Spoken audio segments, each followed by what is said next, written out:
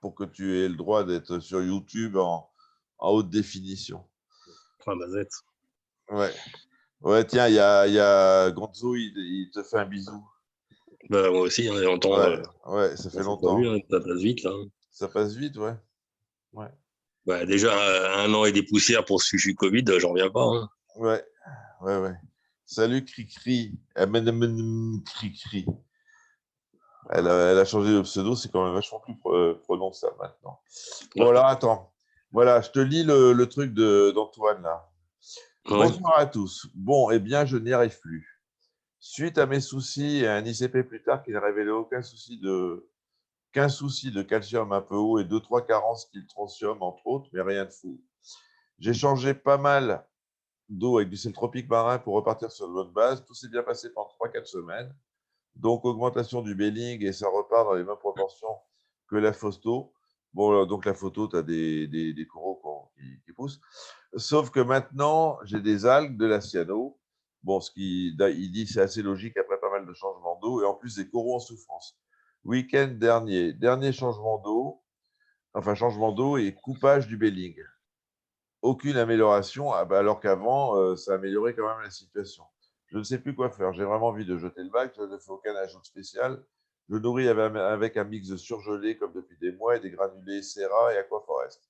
Niveau paramètres, KH6, bon, avec le belling coupé, bon, il dit que c'est normal. Calcium 420. Donc déjà KH6, calcium 420, la balance ionique, elle n'est pas géniale.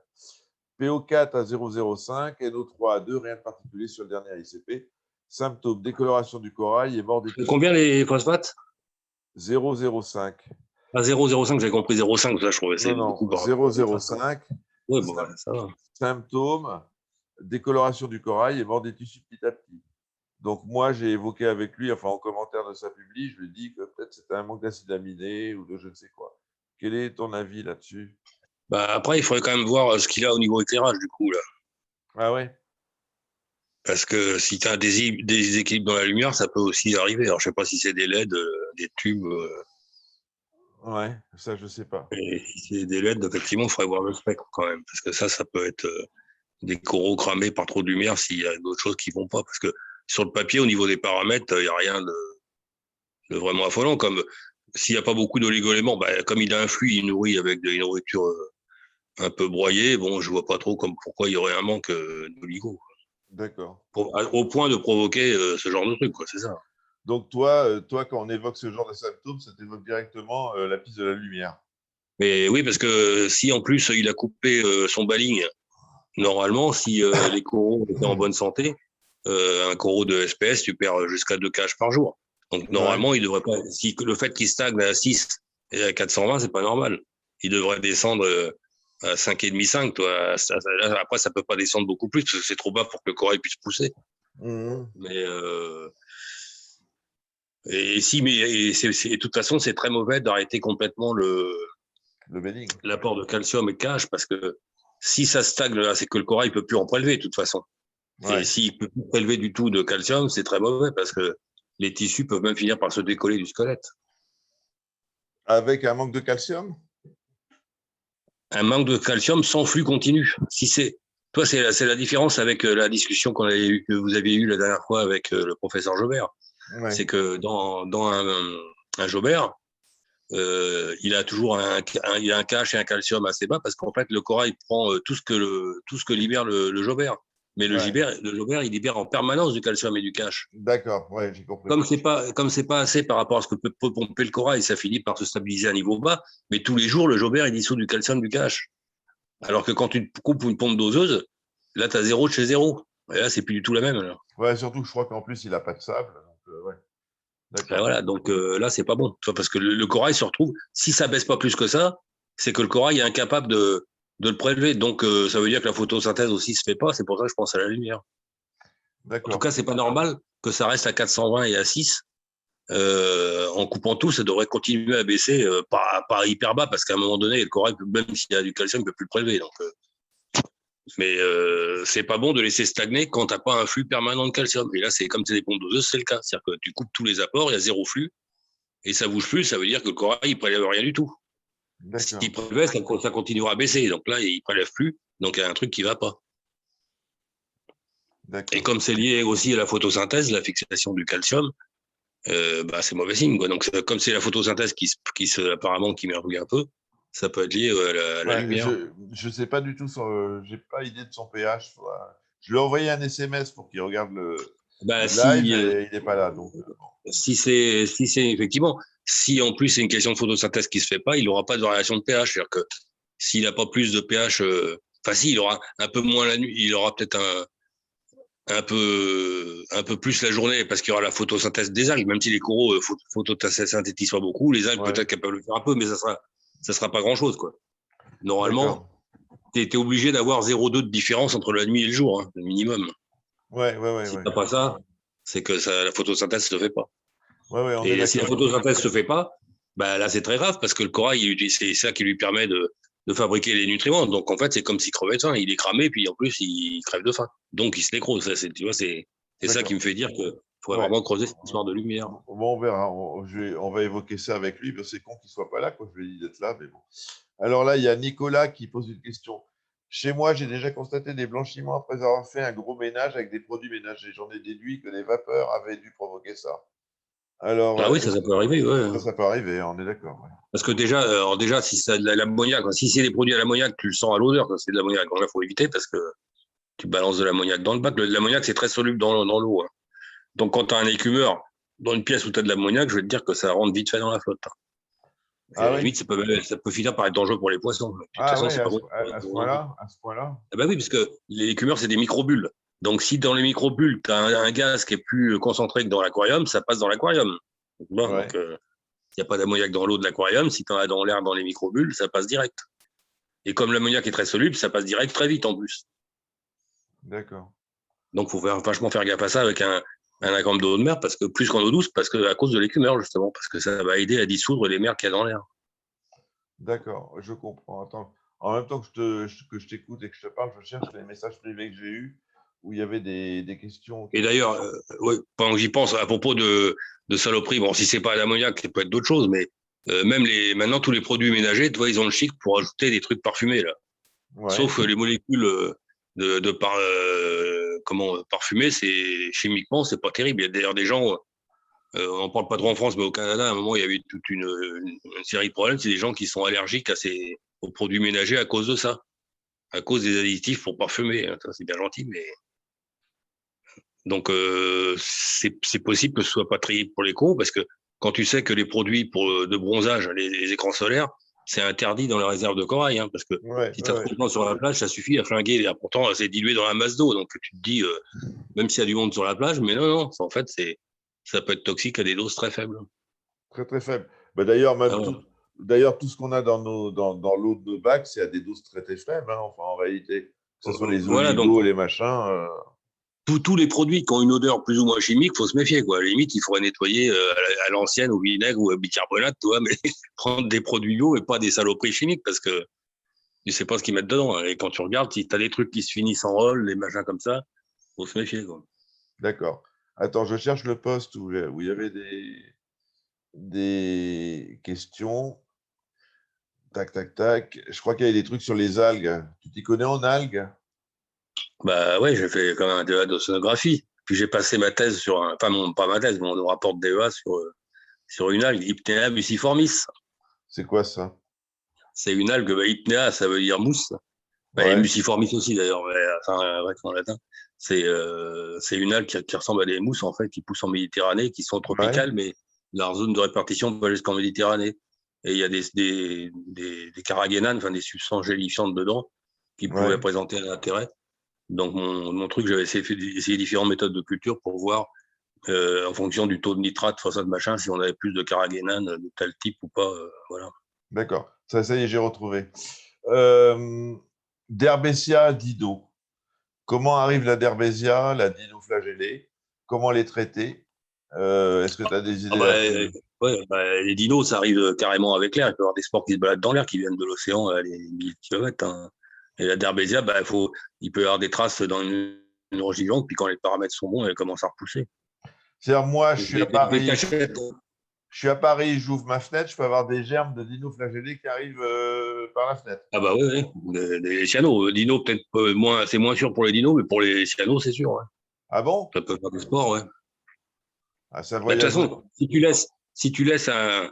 Moi, j'ai fait ça quand j'étais gamin, j'avais des bassins, c'est pour élever des artémias.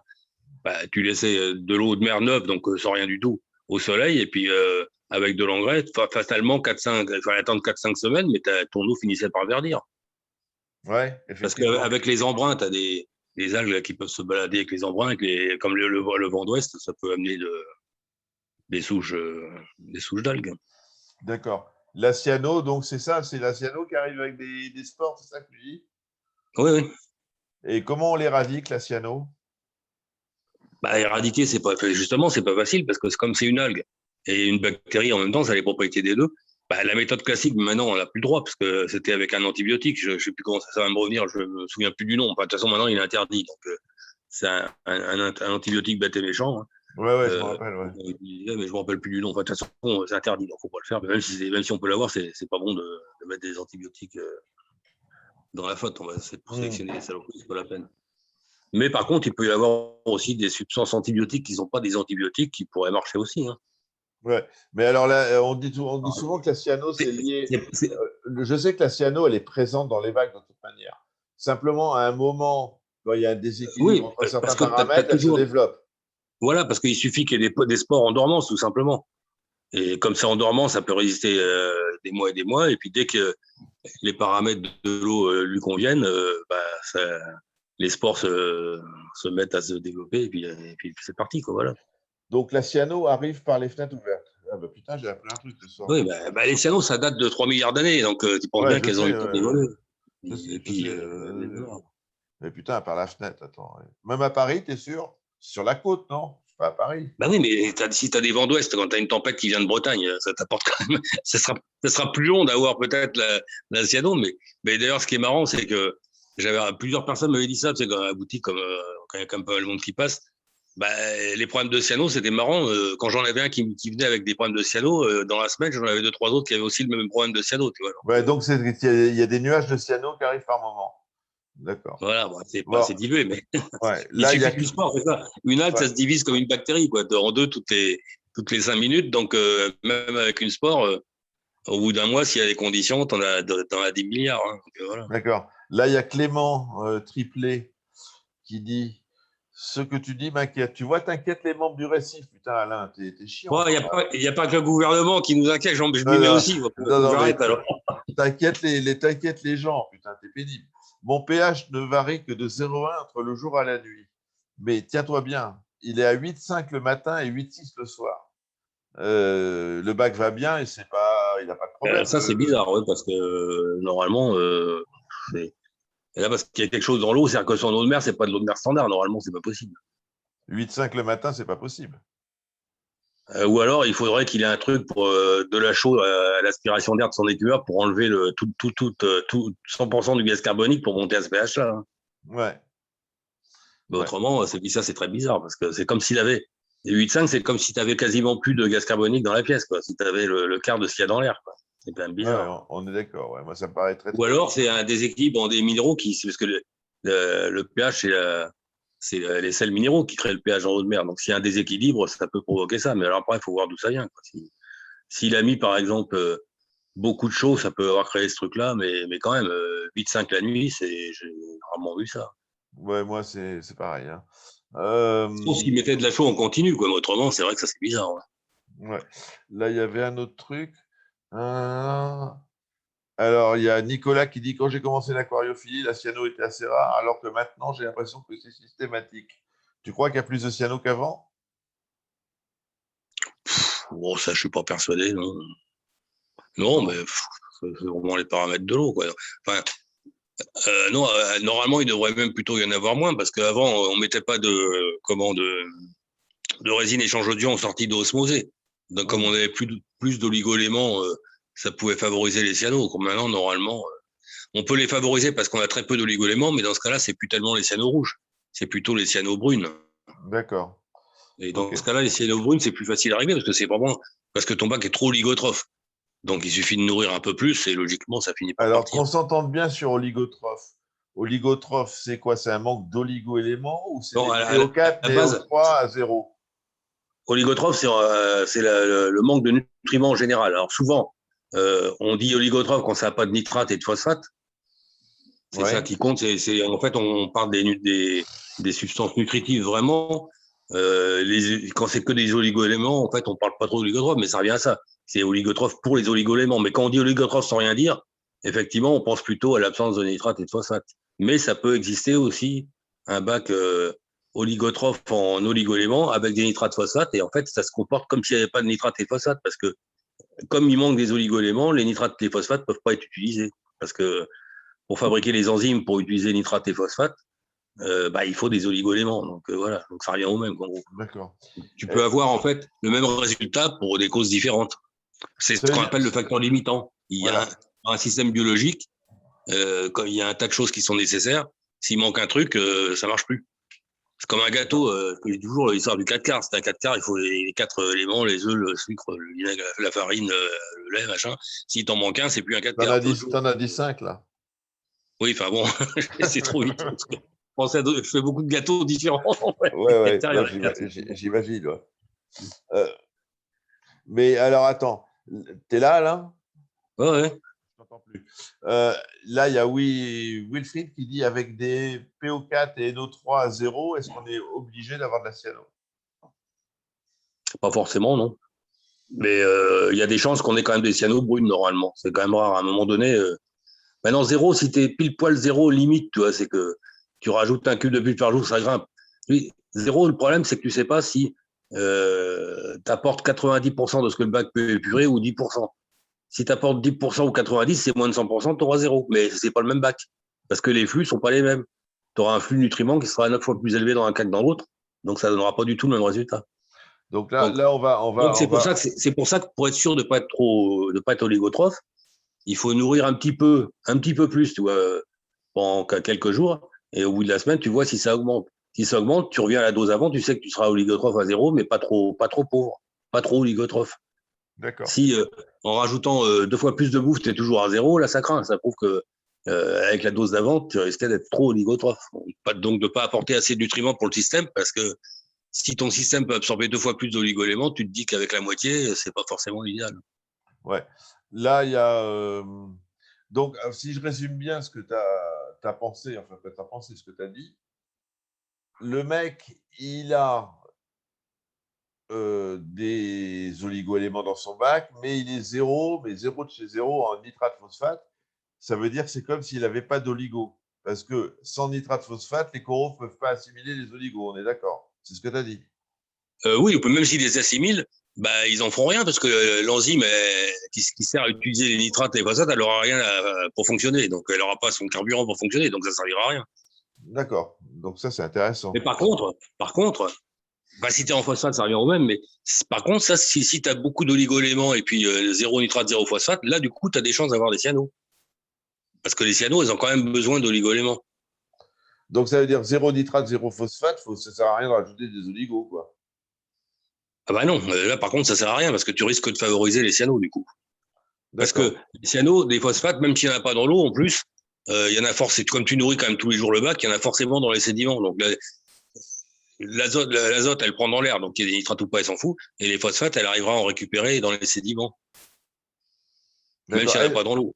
Tu peux pas ne pas avoir de phosphate du tout dans la bac, sinon tout serait mort. Non, il y a Donc le tu as flux, ouais. forcément. La Donc comme tu conso est nourris, égale, la consommation est voilà, égale à la comme tu nourris production. tous les jours et que tu les enlèves pas parce qu'il n'y en a pas dans l'eau, bah, il y en a forcément dans les sédiments.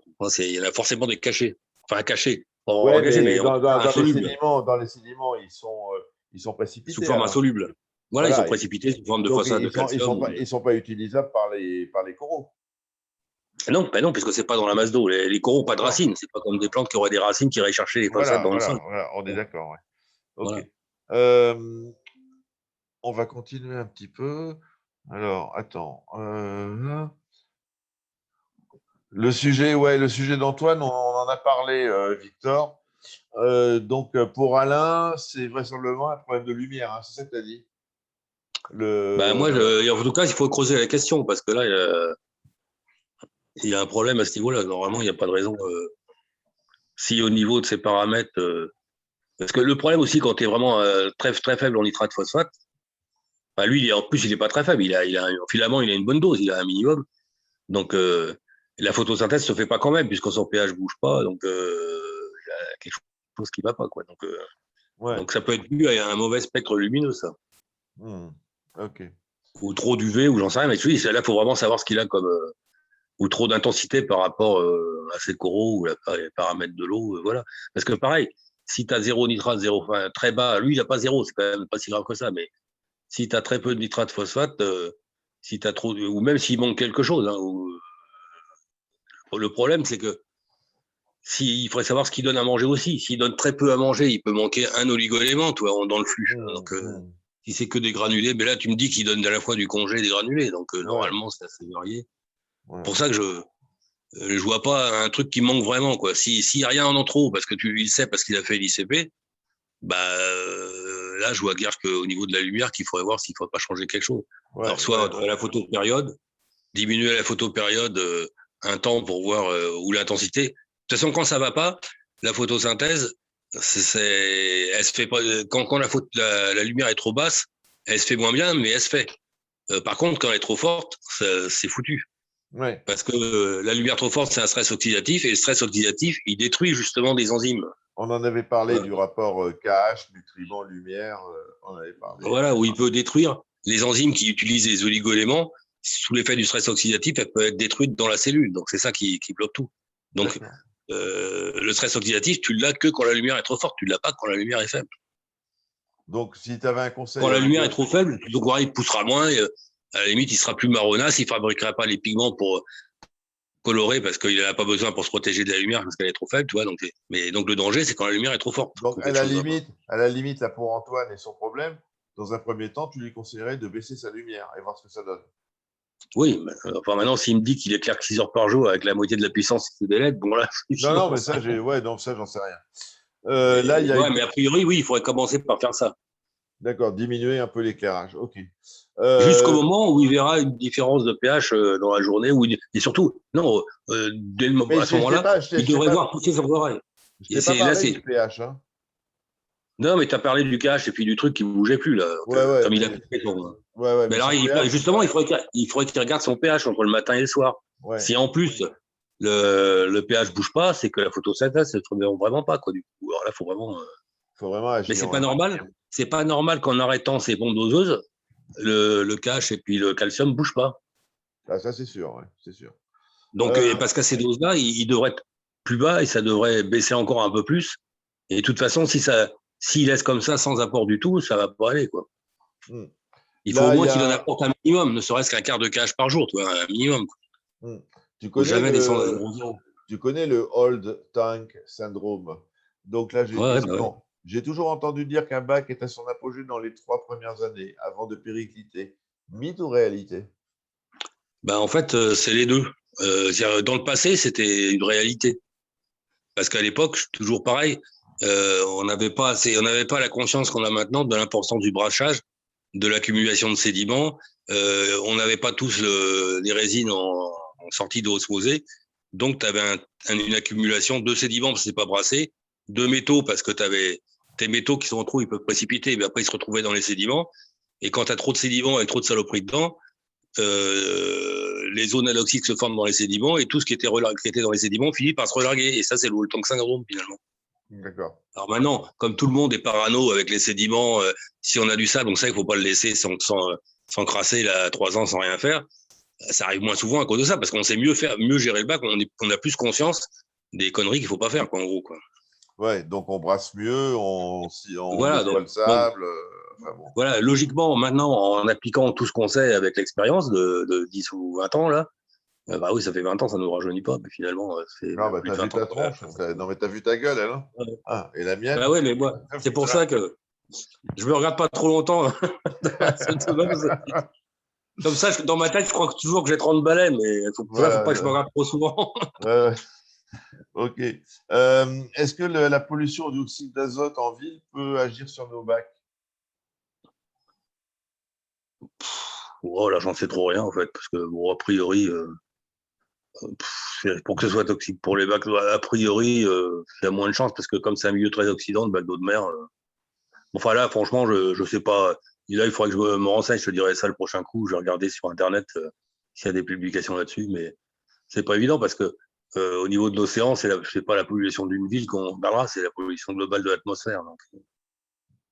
Ouais, ouais, Et ouais. comme c'est Occident, le milieu marin, si tu veux, euh, l'oxyde d'azote va s'oxyder encore plus pour arriver au nitrite ou au nitrate, quoi. Donc, A priori, je pense pas que ce soit dans la pratique. Je pense pas que ce soit un très gros problème, quoi. ouais. Là, il y a Yannick qui pose une question, mais enfin bon, là, ça va être compliqué d'y répondre. Comment régler son éclairage? Les couleurs, la pousse, le pH peuvent nous aider. Comment tu règles un éclairage? Comment tu estimes qu'un éclairage est bien réglé, Alain? Avec un paramètre ou en regardant les Ah animaux? bah, normalement, il faut quand même le paramètre, quoi. T'as beau dire, à un moment donné. Voilà. Sinon, il faut y aller progressivement. Il faut commencer bas et puis monter progressivement. Mais le problème, c'est que ça marche là si on n'est pas pressé. Souvent, on veut des résultats trop vite. Donc, si on fait une modification, il faut en faire une petite et jamais plus qu'une fois toutes les semaines, voire tous les 15 jours.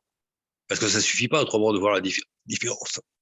Donc, mais bon, par Ouais. contre, on sait que pour les accros, il faut avoir une partie de blanc dans le spectre. Hein. Si tu n'as pas 25% de blanc, ça pousse pas bien les accros. Hein. Donc, ils ne scoreront pas non plus parce qu'il leur faut aussi une intensité pour qu'ils fabriquent les pigments. Il leur faut du blanc, du blanc parce qu'il y a du rouge en fait. Il leur faut du rouge en fait. C'est parce que c'est des coraux de surface, à part quelques variétés de profondeur. Mais globalement, les accros, c'est quand même dans les 10 premiers mètres. Je les trouve pas plus bas. Quoi. Je dis, à part quelques espèces, mais dans ce cas-là, c'est des espèces dont les zooxanthelles ont fabriqué des pigments qui leur permettent d'utiliser la lumière bleue. Mais c'est Ouais. l'exception, c'est pas la règle. Tu parles des dips, là, les accros de Oui, profondeur. voilà, si tu prends du Sorsoneuil, lui, il a 20 mètres, donc à la limite, il a la même lumière qu'un LPS, qu'un Euphilia ou autre chose, quoi, voilà, ou autre LPS, quoi, ou un Cantastrea, tout ce que tu veux. Quoi. Ouais, ils se démerdent, ouais. Mais ça, c'est dû à la sélection des zooxanthelles, parce que des variétés de zooxanthelles, t'en as ce qu'on appelle des clades, t'en as un paquet. Hein. Je crois que on est arrivé à plusieurs centaines. Hein. Donc, chaque souche peut avoir développé un pigment surnuméraire qui lui permet d'utiliser une longueur d'onde Ouais. que Mais l'autre alors, ne peut moi, pas. je vois souvent des bacs, enfin des bacs de copains, où ils ont des dips, c'est-à-dire genre Red Dragon, Sonoy, enfin des choses comme ça, Mmh. qui sont pas très loin de la surface, donc ils sont pleins de lumière. Et ils poussent, ils sont magnifiques. Ça veut dire qu'ils peuvent, les oxanthelles peuvent changer, ils peuvent changer leurs Non, oxanthelles. oui, parce que non, parce que en fait, le rouge, c'est les pigments standards, c'est la chlorophylle. Donc, toutes les oxanthelles peuvent utiliser le rouge. Ouais. Donc, si on n'a pas, elles sont obligées de fabriquer du coup d'autres pigments, mais les pigments standards, la chlorophylle de base, elle utilise le rouge. Quand on a un autre pigment, c'est le pigment qui transforme la longueur d'onde bleue en lumière rouge, Ouais, mais en comment niveau t'expliques d'énergie de la longueur d'onde rouge. et comment t'expliques que des dips se portent vachement bien à 10 cm de la surface avec la rampe en pleine gueule? Bah parce que de toute façon, n'importe quel corail peut vivre avec la lumière blanche. D'accord. Donc même ceux qui Voilà. sont, même Oui, ceux même qui ceux ont qui sont les. en profondeur. Ah Après, d'accord. ils peuvent avoir perdu l'habitude de fabriquer des pigments qui les protègent contre les UV, ça c'est autre chose. Mais même si le corail il vit à 30 mètres, qu'il a gardé dans son génome de quoi fabriquer les substances anti-UV, bah du coup, quand tu le remonteras, et par contre tu pourras avoir une autre variété, c'est l'évolution qui a fait ça, c'est le hasard d'évolution. Si cette variété par contre a perdu la faculté de fabriquer un pigment protecteur contre les UV, bah là il va crever. Donc c'est juste le génome différent. Ils ont gardé des vieux gènes de l'époque où ils étaient en surface, quoi. Voilà, c'est tout. Hein. Ouais, d'accord. Mais il faut pas Ouais, en faire. Mais a ouais. priori, il faut se méfier. Il faut pas en faire une généralité. Donc, si des gens l'ont réussi, tu sais que bah, c'est probablement le cas. Donc, chez toi, si tu fais la même chose, ça va faire pareil. Ouais, Euh, admettons que j'ai le même éclairage que les copains, ouais. oui, Là, il y a Manu qui dit il y a tout le spectre dans la lumière blanche. Bah oui, il y a tout le spectre dans la oui lumière c'est le blanche. principe. Oui, c'est ça. Donc, quand je dis lumière blanche, je veux dire qu'on fait par là plutôt que, en fait, il faut avoir du rouge parce que dans la lumière blanche, c'est rouge, vert, bleu. Tu as du vert, du jaune, du machin. Ça, c'est des longueurs d'onde qui servent à rien. Enfin, encore, il faut le dire vite parce que pour les pigments protecteurs, ça peut avoir un petit effet quand même. Enfin, globalement, c'est pas ça qui sert le plus. Quoi. Mais pour la photosynthèse, de toute façon, c'est le rouge et le bleu. Donc, les pigments sont faits pour capter à la fois du rouge et du bleu, ou Mais transformer la longueur d'onde rouge qui est très énergétique en lumière rouge, enfin, en niveau d'énergie de la lumière rouge. Alors moi, quand je discute avec Jean-Louis Kukmel, que tu connais, hein, Ouais. ouais, il dit que le rouge, c'est bien en horticulture, mais pour le riz, ça sert à rien des LED rouges. Non, mais il a raison, oui et non. Mais parce que il dit ça parce qu'il a des lettres blanches, mais parce que comme il a des lettres blanches, il y a du rouge dedans, donc il n'a pas besoin de rouge surnuméraire. D'accord, C'est on est ça qu'il veut d'accord. dire. On Et est en fait, il d'accord. veut dire qu'il t'as pas besoin d'avoir de mettre de LED rouge si tu as des Voilà. LED blanches. Parce que Voilà. le peu de rouge que tu as dans une lumière blanche suffira quand même pour tes accros. C'est juste ça, je pense qu'il voulait dire. Ouais, tout à fait. Bon, on est d'accord là-dessus. Donc, dans la pratique, il a raison. Dans la pratique, si tu as du blanc, mais si tu es clair qu'en bleu, par contre, ça va plus marcher. On est d'accord. Enfin, bon, on est d'accord. Ouais, moi, je suis. Ouais. Là, il y a S'il y a plein du de. blanc de 10 000, dans le blanc de 10 000, tu as du rouge. Par contre, si tu prends du blanc de 15 000, le blanc de 15 000, tu n'as pratiquement plus de rouge dedans. Et du Donc là, ça n'ira 6008, pas. et du 6008. À 6008, c'est plein de rouge, donc ça va. Enfin, c'est plein de rouge. Voilà. Le plus de rouge, c'est 4005. Mais à Ouais. 6008, déjà, tu as pas mal de rouge. Ça Les suffit LED, largement pour les, les les accros. LED, les LED sur marron, moi, c'est des 6008 Kelvin. Donc, toi, tu as assez de rouge dans le Ouais. blanc pour tes accros. Tu n'as pas besoin de mettre de LED rouge, ça c'est sûr. Non, mais Parce que, en fait, je veux pas en remettre, moi. Arrête de m'engueuler, ça va. Oh. il n'y a pas besoin d'en mettre parce que tu en as, en fait. Tu en as dans tes blancs. Bon, je m'en fous. Des LED rouges. Bah, attends, il y a Nicolas qui a plein de questions là. Alors, Ouais. pourquoi les coraux marrons poussent toujours mieux? Ah bon, ils poussent toujours mieux? Pourquoi dans certains bacs, Ouais, bon, tout j'ai pas finit trouvé. Moi. marron, éclairage ou échange de zooxanthelles?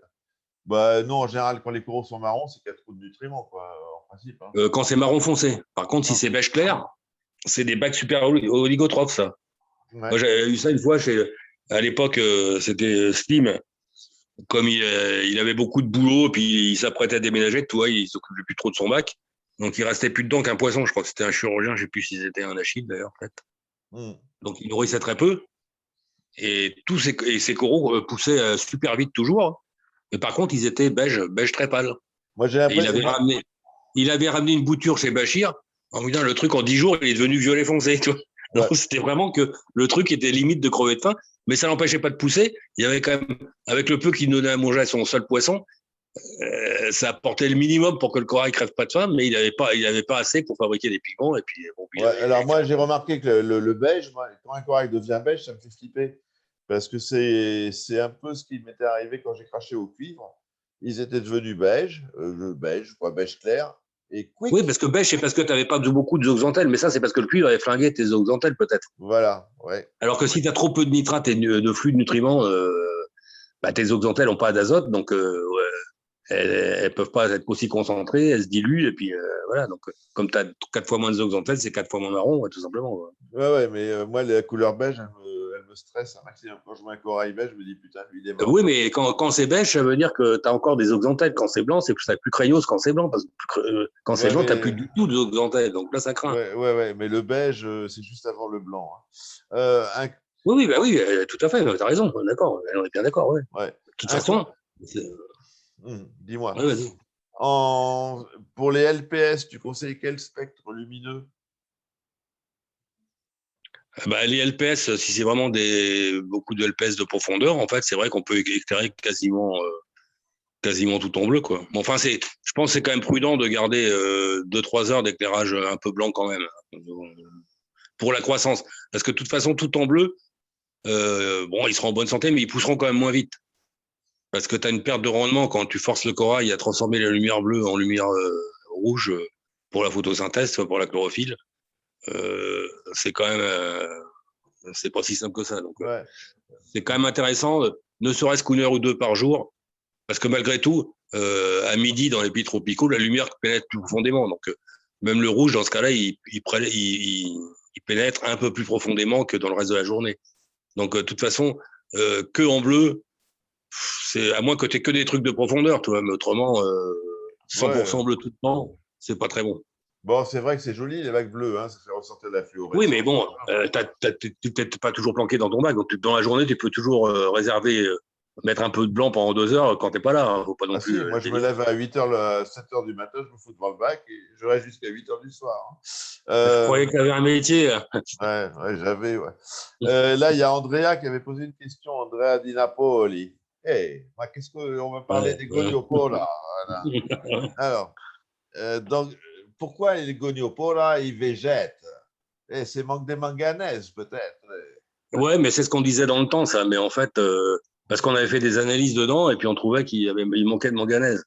Mais moi, ce que j'en suis arrivé à la conclusion avec les publications qu'il y a eu après, qu'en fait, il manquait de manganèse parce qu'en fait, il crevait de faim. Parce que les manganèses, c'est apporté par les oligoéléments apportés par la capture du zooplancton. Ouais. Et c'est vrai qu'un goniopora, en fait, il faut le nourrir. Moi, j'ai discuté avec un client qui était plongeur, hein, et les gonioporas, en fait, il faut aussi. C'est un peu comme les scléroneftia, tu vois. C'est que pour qu'ils s'ouvrent bien, il faut couper le courant. En fait, ça s'étale à l'étale de marée. Il me disait qu'eux, quand ils en trouvaient bien gonflé, c'est quand la marée s'était arrêtée, quoi. Et Ah ouais. donc, c'est là qu'ils doivent sûrement se nourrir. Donc, et si tu veux les nourrir, tu es obligé de couper le courant parce que c'est pas super comment adhésif comme une anémone. Donc, la nourriture, elle s'accroche mal. Bah, et puis le problème, c'est aussi souvent que ça met tellement de temps à se nourrir que il faut quand même 10 minutes, un quart d'heure, que les poissons, souvent, ils bouffent tout avant quand ils tentent de se nourrir. Donc, en fait, c'est parce que c'est les gros qui ont besoin d'être nourris, quoi. Et tu penses que de mettre de la bouffe comme la bouffe de Hélos, qui est très très fine, tu vois, une ou deux cuillères, Oui, et il y a plein de mais granulés, le gogno, il n'arrive pas à en choper? si, il peut arriver à en choper, mais pour qu'il en chope, il faut que tu mettes cette poudre quand tu as coupé le brassage. Parce que si tu as un courant trop fort, les granulés, ils vont frôler le polype du corail et puis ils vont pas s'accrocher dessus. Il faut qu'il ait le temps d'adhérer sur le mucus. Et un gogno, tu conseilles de le nourrir quoi? Tous les 15 jours, tous les mois, tous les... Non, c'est théoriquement plus c'est rapproché, mieux c'est. Alors pas tous les jours parce que c'est comme c'est 99% d'eau, t'as pas besoin non plus. Moi, je dirais quand même c'est bien si tu peux le faire une fois par semaine, quoi. Bon, maintenant si tu les gardes bien sans les nourrir, si tu fais une fois par mois, c'est mieux que rien. Hein, mais 15 jours, ça me paraît le minimum. Mais idéalement, à mon avis, ça serait une fois par semaine, quoi. Le Et, week-end quand t'es chez toi, quoi, tu fais un et tu veux effort. le nourrir les rotifères, des cyclopes, des machins comme ça? Ouais, c'est ce que tu veux. Mais enfin, maintenant, si tu as la chance, c'est pour ça que c'est ce que je dis toujours. Si tu as la chance d'avoir un bac que tu vois que la nuit, ça grouille de copépodes, de machin, bah, il a de la nourriture naturelle. Mais le problème du gonopora, c'est plus compliqué parce que la nuit, tu vois, c'est les LPS, la plupart des LPS sont chasseurs. Donc, si c'est comment, des Cinarina ou des trucs de ce genre-là, toi, ça sort les polypes la nuit. Donc, quand la microfaune se balade la nuit, elle se fait capturer. Mais un goniopora, le problème, c'est que la nuit, ça se ferme. Donc, ça doit se nourrir, en fait, à la tombée et au lever du jour, à mon avis, parce que dans la nature, c'est à ces moments-là que le plancton remonte des profondeurs. D'accord. Et c'est souvent ça peut être synchronisé avec une baisse du courant, parce que tu as souvent les vents de terre et les vents de mer. Et c'est quand le soleil finit par se lever que ça finit par créer un vent dans un sens, et puis après, le soir, c'est dans l'autre sens. Quoi. Donc, tu as une petite zone vers le début de la journée et la fin de la nuit où les courants sont moins forts, et ça correspond aussi où le zooplancton remonte de profondeur, ou sort des anfractuosités de rochers, et c'est là que les trucs se nourrissent. Ok. Et dans la pratique, je te dis, moi, le plongeur que j'avais vu m'avait dit, c'est impressionnant sur les tombants, quand il n'y a plus du tout de courant, quand ça l'étale de marée, les trucs, ils sont 3 fois plus gonflés, quoi. Donc, c'est un signe, alors. Ils ne gonflent pas pour le plaisir. Ouais, Donc, ouais, donc, probablement que ça se nourrit mieux quand il est bien gonflé, parce que déjà, tu n'as plus de surface de polype par rapport à la bestiole. Donc, bah ouais. c'est sûrement synchronisé dans la nature avec la présence de plancton plus concentré. Donc, il faut faire attention à ça. Et c'est lui, c'est Parce exactement que la même chose pour le gogno, il filtre pas l'eau. Non, bah non, c'est des gros polypes. Donc, si c'est un gros polype, il capture l'eau, il filtre rien. Hein. C'est des petits polypes qui filtrent l'eau. Hein. Ah ouais, c'est les petits polypes qui filtrent l'eau? Bah non, Ouais. un gros polype, c'est fait pour capturer un gros morceau. Hein. Sinon, ça serait pas très rentable. Ouais, non, c'est pas assez logique ce que tu dis alors. Je suis Et fatigué. surtout que tu as moins de surface. Non, ben, voilà, non, mais je veux dire, c'est l'histoire de la taille. C'est toujours le rapport entre la longueur et puis la surface et la masse. Donc, la Ouais, surface carré de la longueur, et puis le poids, c'est le cube de la longueur. Donc, plus c'est gros, moins il y a de surface par rapport au volume ou à la masse. Donc, ouais. du coup, il faut qu'il absorbe des trucs plus gros, tout simplement. Bien, chef. Parce que l'énergie, elle dépend de la masse. L'énergie qu'a besoin le corail pour vivre, c'est son poids qui compte. Ouais. Donc, un tout petit gogno, ça va, c'est cool. Euh, Comment faire pour sauver un acropora très, très, très, très clair? Pas très clair, du coup, il faut déjà le mettre moins éclairé. Parce que Pour que les oxantelles reviennent, il faut qu'il y ait moins de lumière. Parce que tu sais, c'est comme quand on fait une culture d'algues. Quand on démarre une culture d'algues avec un inoculum, la culture n'est pas très concentrée. Donc, si tu l'éclaires trop fort, en fait, tu crames les cellules d'algues avec un stress oxydatif. Donc, c'est pour ça que en aquaculture, quand tu passes d'1 litre à 100 litres, dans 100 litres, tu mets pas un dé à coudre. Tu mets 1 litre pour les 100 litres pour que ta culture soit au démarrage assez verte, sinon il ne supportera pas la lumière. Donc, si tu n'as pas le choix, ton corail, il y a vraiment très peu de zooxanthelles, il faut le mettre dans un endroit moins éclairé, le temps qu'il commence à reprendre du marron, et dès que tu vois qu'il y a un peu de marron, il y a plus de zooxanthelles, tu peux le mettre un peu plus à la lumière. Donc, le mettre à l'ombre. Un peu à l'ombre, ouais. Alors, est-ce que tu as un conseil? Qu'est-ce que tu penses des UV de 380 à 420 nanomètres en récifal, toi? Moi, c'est utilisé avec précaution, parce que après, plus les UV sont forts, plus tu risques de faire une connerie et de cramer les trucs, quoi. Donc, D'accord. il faut Ok. vraiment faire attention, quoi. Il faut démarrer à une très faible dose très peu longtemps, puis aller super progressivement, quoi. Et puis D'accord. en plus, même pour nous, c'est pas très bon. Alors, il faut pas regarder cette lumière-là. Si tu as des gosses qui regardent le bac du bas, ils risquent de voir la lumière, c'est pas très bon pour eux. Parce que même la lumière bleue, déjà, pour les gosses, il paraît que c'est pas bon. Bah, ni pour nous, hein. Ni pour nous, ouais. Enfin, Ouais. encore pire pour eux. Ouais, enfin, nous, on s'en fout À maintenant. nous, T'es parti, Alain? pas le même angle. Tu vois, c'est comme si tu regardais la lumière en face. Alors que quand tu regardes le bac comme ça, Alain, il y a une question qui tarabusque Éric Plié. ouais, Ça fait 25 fois qu'il la pose sur le groupe, même peut-être ouais, 30 fois. Donc, je compte sur toi pour, comment dire, ouais, lui ouvrir les chakras. D'accord? ouais. Dans certains bacs, les coraux poussent fin. Tu as des accros qui poussent super fin, c'est-à-dire ils sont fins et zouf, ils montent très fins. Dans d'autres, ils sont plus mastoc. Pourquoi? Il y a deux possibilités là. Soit Ah, que tu as un bac où tu es vraiment Eric, écoute bien, écoute bien. soit Vas-y, tu Alain. as vraiment zéro phosphate, toi, avec ton corail qui pousse super vite, parce que tu mets de la chaux, ton pH est tout le temps à 8,5 et puis bon, ça pousse super vite. Et la deuxième raison, qui est peut-être qui est la plus, enfin, c'est celle qui se passe dans la nature en fait, hein, c'est que l'épaisseur dépend du courant d'eau. Parce que plus tu as un courant d'eau fort, plus le corail va pousser épais pour résister au courant. D'accord. Donc les gens qui ont des coraux très fins, c'est probablement pas très brassé, parce que de toute façon, si c'était super brassé, ça casserait les coraux. Donc si ça pousse et que ça reste fin et que ça se casse pas, c'est probablement que ça pousse fin. Ou les deux, c'est que non seulement ils ont un pH élevé et avec un phosphate très bas, et en plus ils n'ont pas de brassage. Donc là, ça va pousser très fin. D'accord. Le strontium, il joue pas un rôle dans l'épaisseur du squelette? Ouais, alors c'est le strontium. Ça, j'ai vu ça. C'est marrant, je sais plus comment il s'appelle qui m'avait dit ça, merde. Un pote, ouais, comme, longtemps que je l'ai pas vu, c'est au moins 10 ans, je me souviens plus de son nom, merde. Il avait une boîte, il faisait des entretiens d'aquarium, et puis il avait travaillé chez Marina, et en temps, merde, j'ai zappé son prénom, ça va me revenir. Enfin bref, lui il avait fait des essais avec le strontium, et il m'avait dit que pour 2-3 espèces d'accros, il avait vu que c'était vraiment utile, quoi. Mais que pour les autres, il n'avait pas remarqué. Et donc, par contre, si, il m'avait dit lui que avec du strontium, le squelette était beaucoup plus costaud. Mais pas les branches pas plus épaisses. Mais bon, ça n'a rien à voir avec l'épaisseur, mais c'est surtout la solidité du squelette. C'est-à-dire Ou plus les dense, montiporas, quoi. par exemple. Si tu n'as pas Plus de dense. strontium, tes montiporas, tu souffles dessus, ils se cassent, quoi. Voilà, alors que tu as des gens, ils ont du montipora et il est épais comme ça, et puis tu vas pas le casser. Donc, c'est pas lié c'est pas intrinsèque à l'espèce montipora.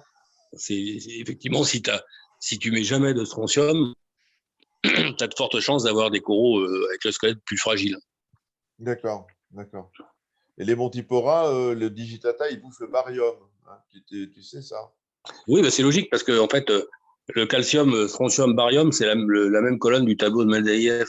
C'est des alcalinotéreux, c'est la même chose. Donc, c'est pour ça que dans le calcaire, tu as à la fois du strontium et du barium. Parce que chimiquement, ça réagit pareil. Quand ça veut dire, quand c'est un élément de la même colonne du tableau de Mendeleïev, ça veut dire entre autres, qu'ils ont les mêmes propriétés chimiques. Parce qu'ils ont le même nombre d'atomes, d'électrons à la couche externe. D'accord. Là, Donc ça avec leur donne des propriétés chimiques identiques, en fait. ouais, la semaine dernière, là, avec Claude Schumacher, de fauna marin, on avait évoqué les halogènes, donc fluor, brom, iode. Ouais. Pour toi, c'est essentiel, ces oligos? Ces oligos-là, c'est ce qui permet de résister contre le stress oxydatif pour les algues, entre autres. Donc, c'est pour ça qu'il faut de l'iode. Et le brome, c'est pareil.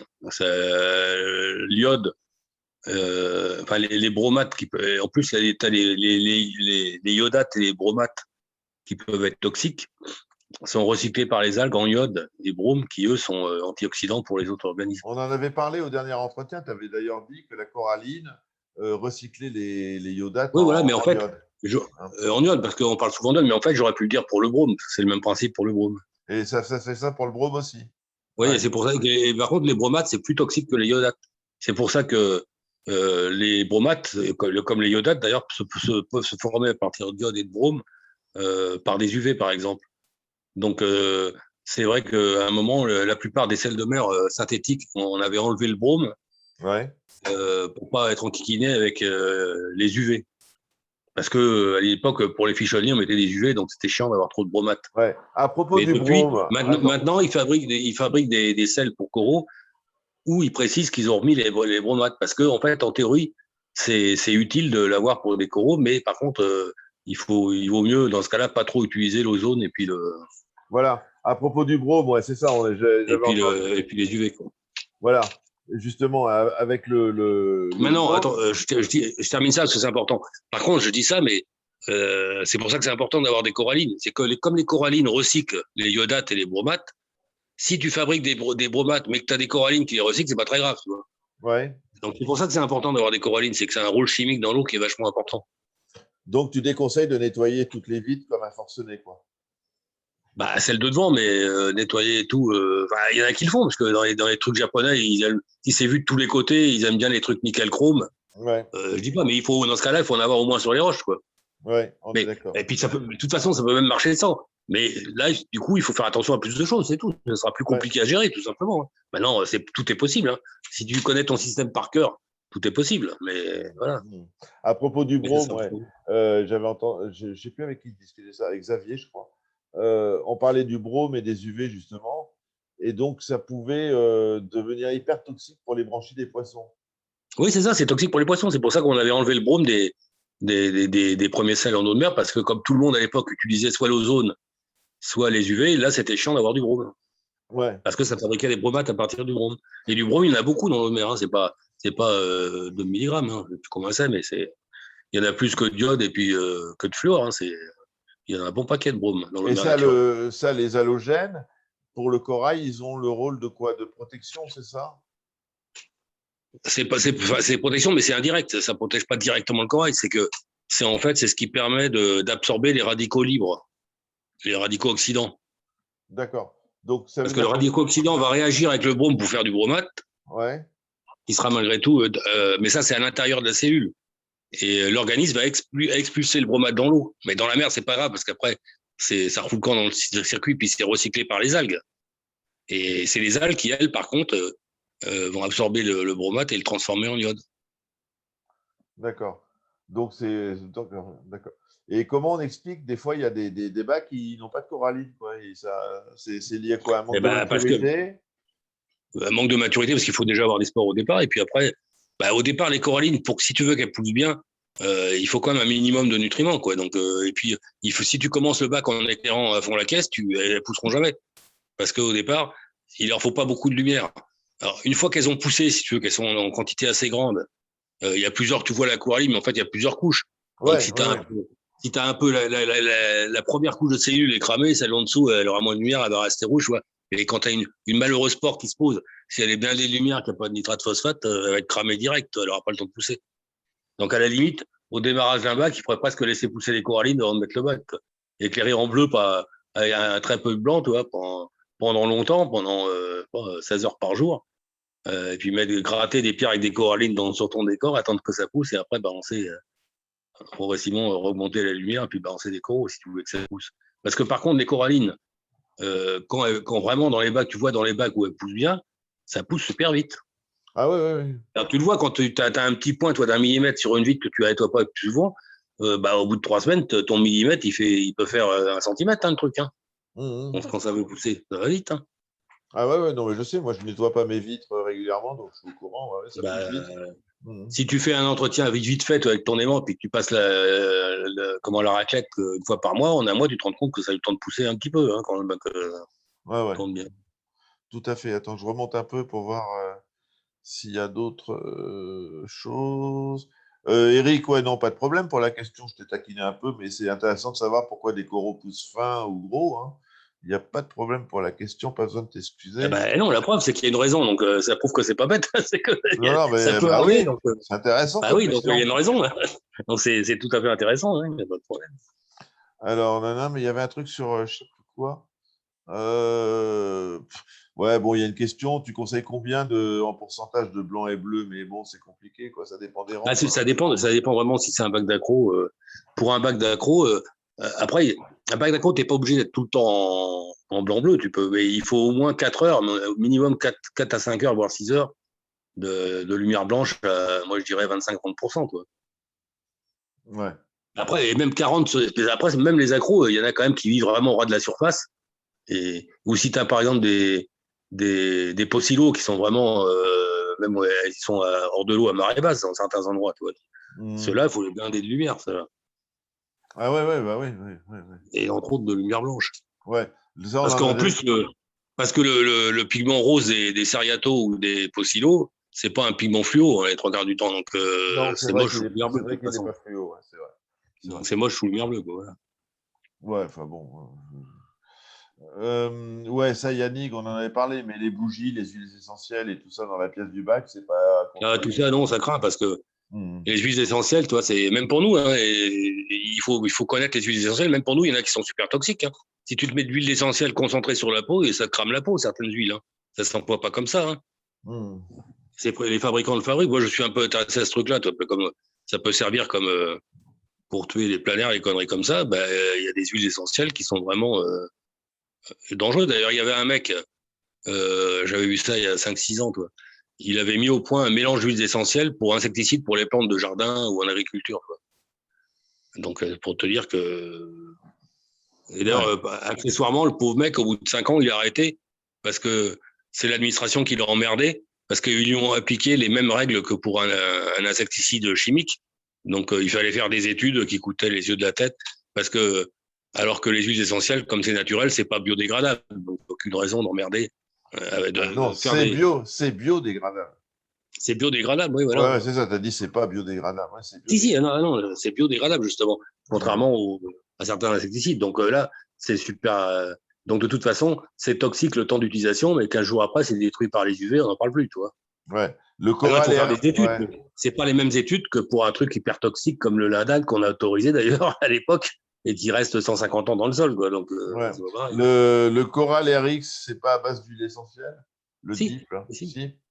C'est pour ça que il précise bien que quand tu as trempé le corail, d'abord, c'est pas 1 heure, je crois que c'est 10-15 minutes, toi. Et qu'après, il faut rincer dans de l'eau propre avant de le mettre dans le bac. Parce que si tu le rinces pas, le peu qui reste dans le mucus autour du corail, dilué dans le bac, ça risque d'avoir un petit effet toxique sur certaines choses, comme la Ouais. microfaune ou les Il y coraux a, alimentés. il y a, il y a Fredo Dubelon. Tu connais Fredo Ouais. Dubelon, hein, Oui, oui, oui.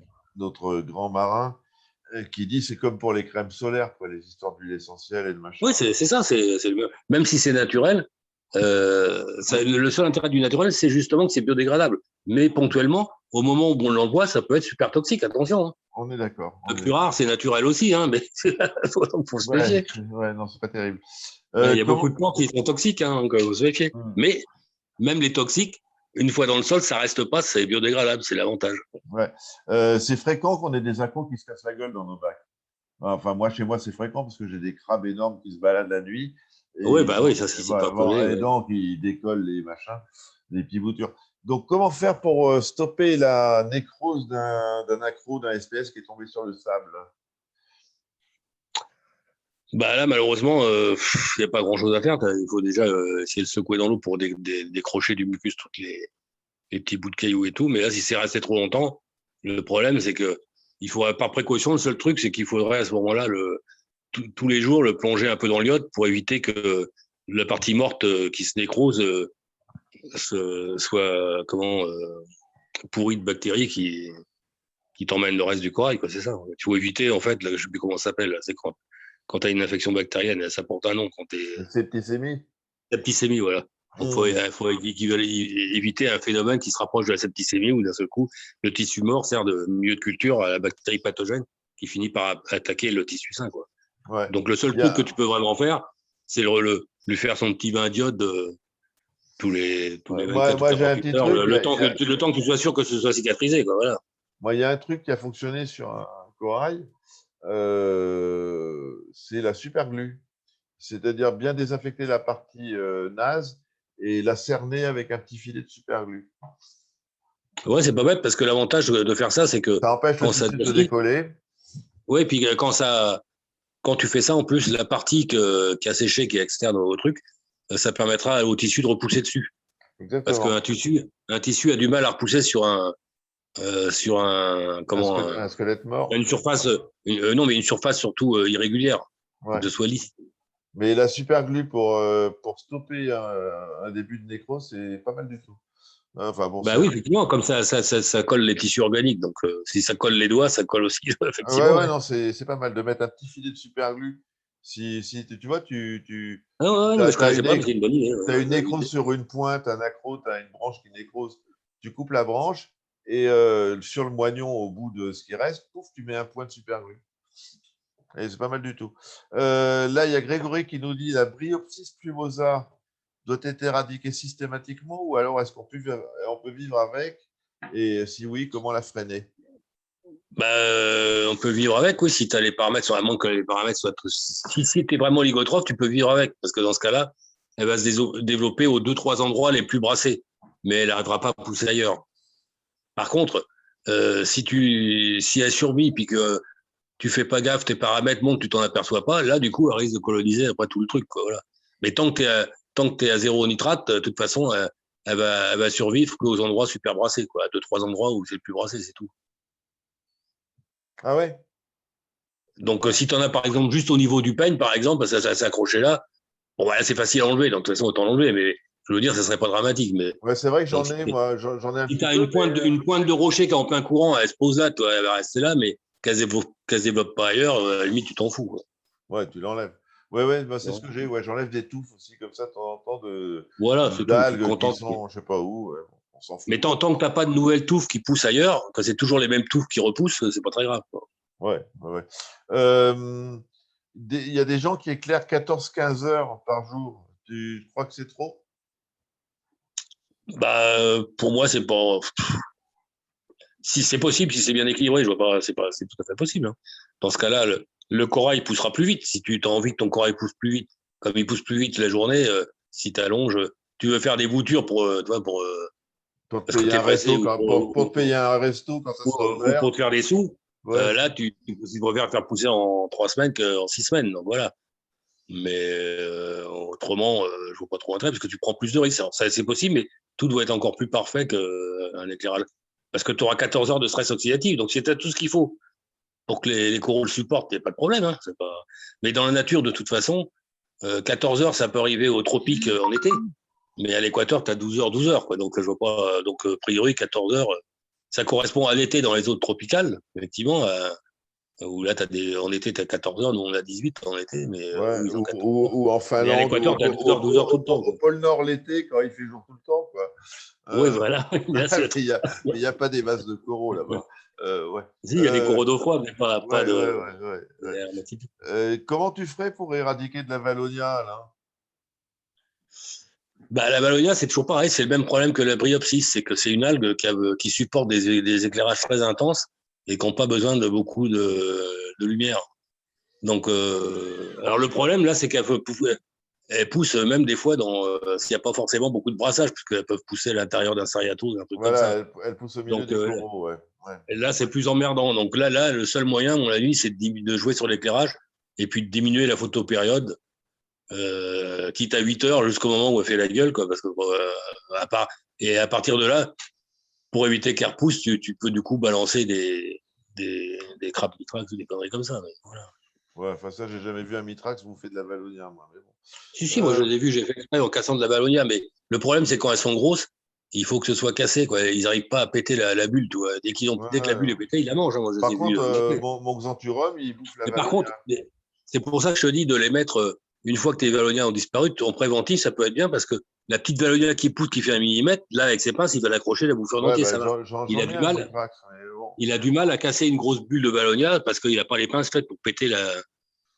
Il faut que ça rentre entre les deux pinces enfin, les deux branches de la pince. Donc, dès que ta boule de Valonia fait plus de 1,5 centimètre, le crabe, il a du mal à l'écrabouiller, quoi. C'est ça.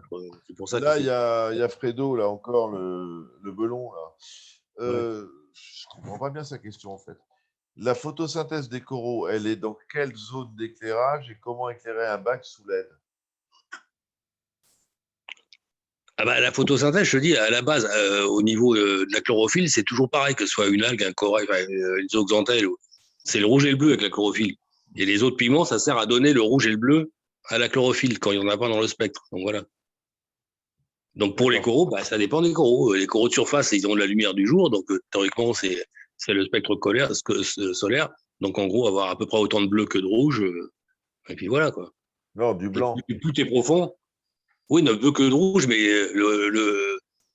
la longueur d'onde blanc, ça n'existe pas. Le blanc, c'est un mélange de longueur d'onde. Ouais, je sais, Alors mais le rouge, faut c'est du une rouge. longueur d'onde. Ouais, donc du rouge Donc, dans le mais blanc. dans le blanc, pour faire du blanc, tu peux pas faire du blanc si tu n'as pas un peu de rouge. Voilà, sinon, c'est pas du blanc. Et tout à l'heure, tu as dit du blanc à autour de 6800, 4005, 6008 Kelvin, quoi. Un blanc chaud. Oui, un blanc chaud, tu as beaucoup de rouge dedans. Voilà. Donc, On est c'est ce qui lui donne une couleur jaune.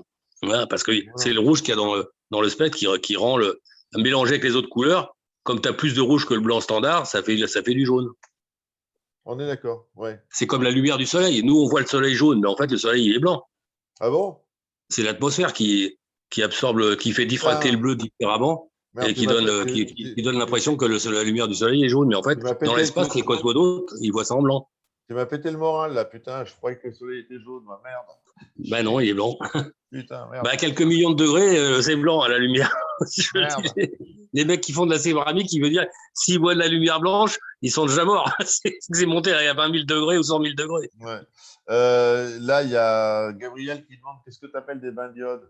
Pour moi, les bains diodes, c'est de la bétadine, genre 1 à 3 Oui, c'est millilitres de la par litre bétaline, d'eau. voilà, ou les trucs du commerce qui sont vendus pour Tu mets 3 déparasiter les cons, millilitres, mais c'est de la 3 bétaline. millilitres de bétadine jaune dans 1 litre d'eau de mer et tu trempes ton corail dedans. C'est ça? Voilà, ça a une couleur thé foncé un peu pour que ce soit assez efficace, quoi. Ou à la limite, si un corail est blessé, c'est ce que faisait Papito, que tu as connu aussi, hein. Tu peux mettre pur, moi je mettais pur Voilà, sur les pur, ophidiens quand tu avais de la gelée brune. sur Hors de l'eau, un coton-tige et voilà. tu tamponnes le corail. Sur la partie dégueulasse, je mettais des gouttes pures, effectivement. Exactement. Parce qu'en fait, Alors, ça fait monter le redox. Hein. Quand tu montes le redox à plus de 1000 avec de l'iode comme ça. C'est ah ça ouais, qui crame les parasites, en fait. ouais, bétadine jaune, ouais. Tu as un avis sur le bubble scrubbing? Le bubble quoi? Les trucs de mettre des bulles, là, le bubble scrubbing là, tu sais, tu balances de l'air,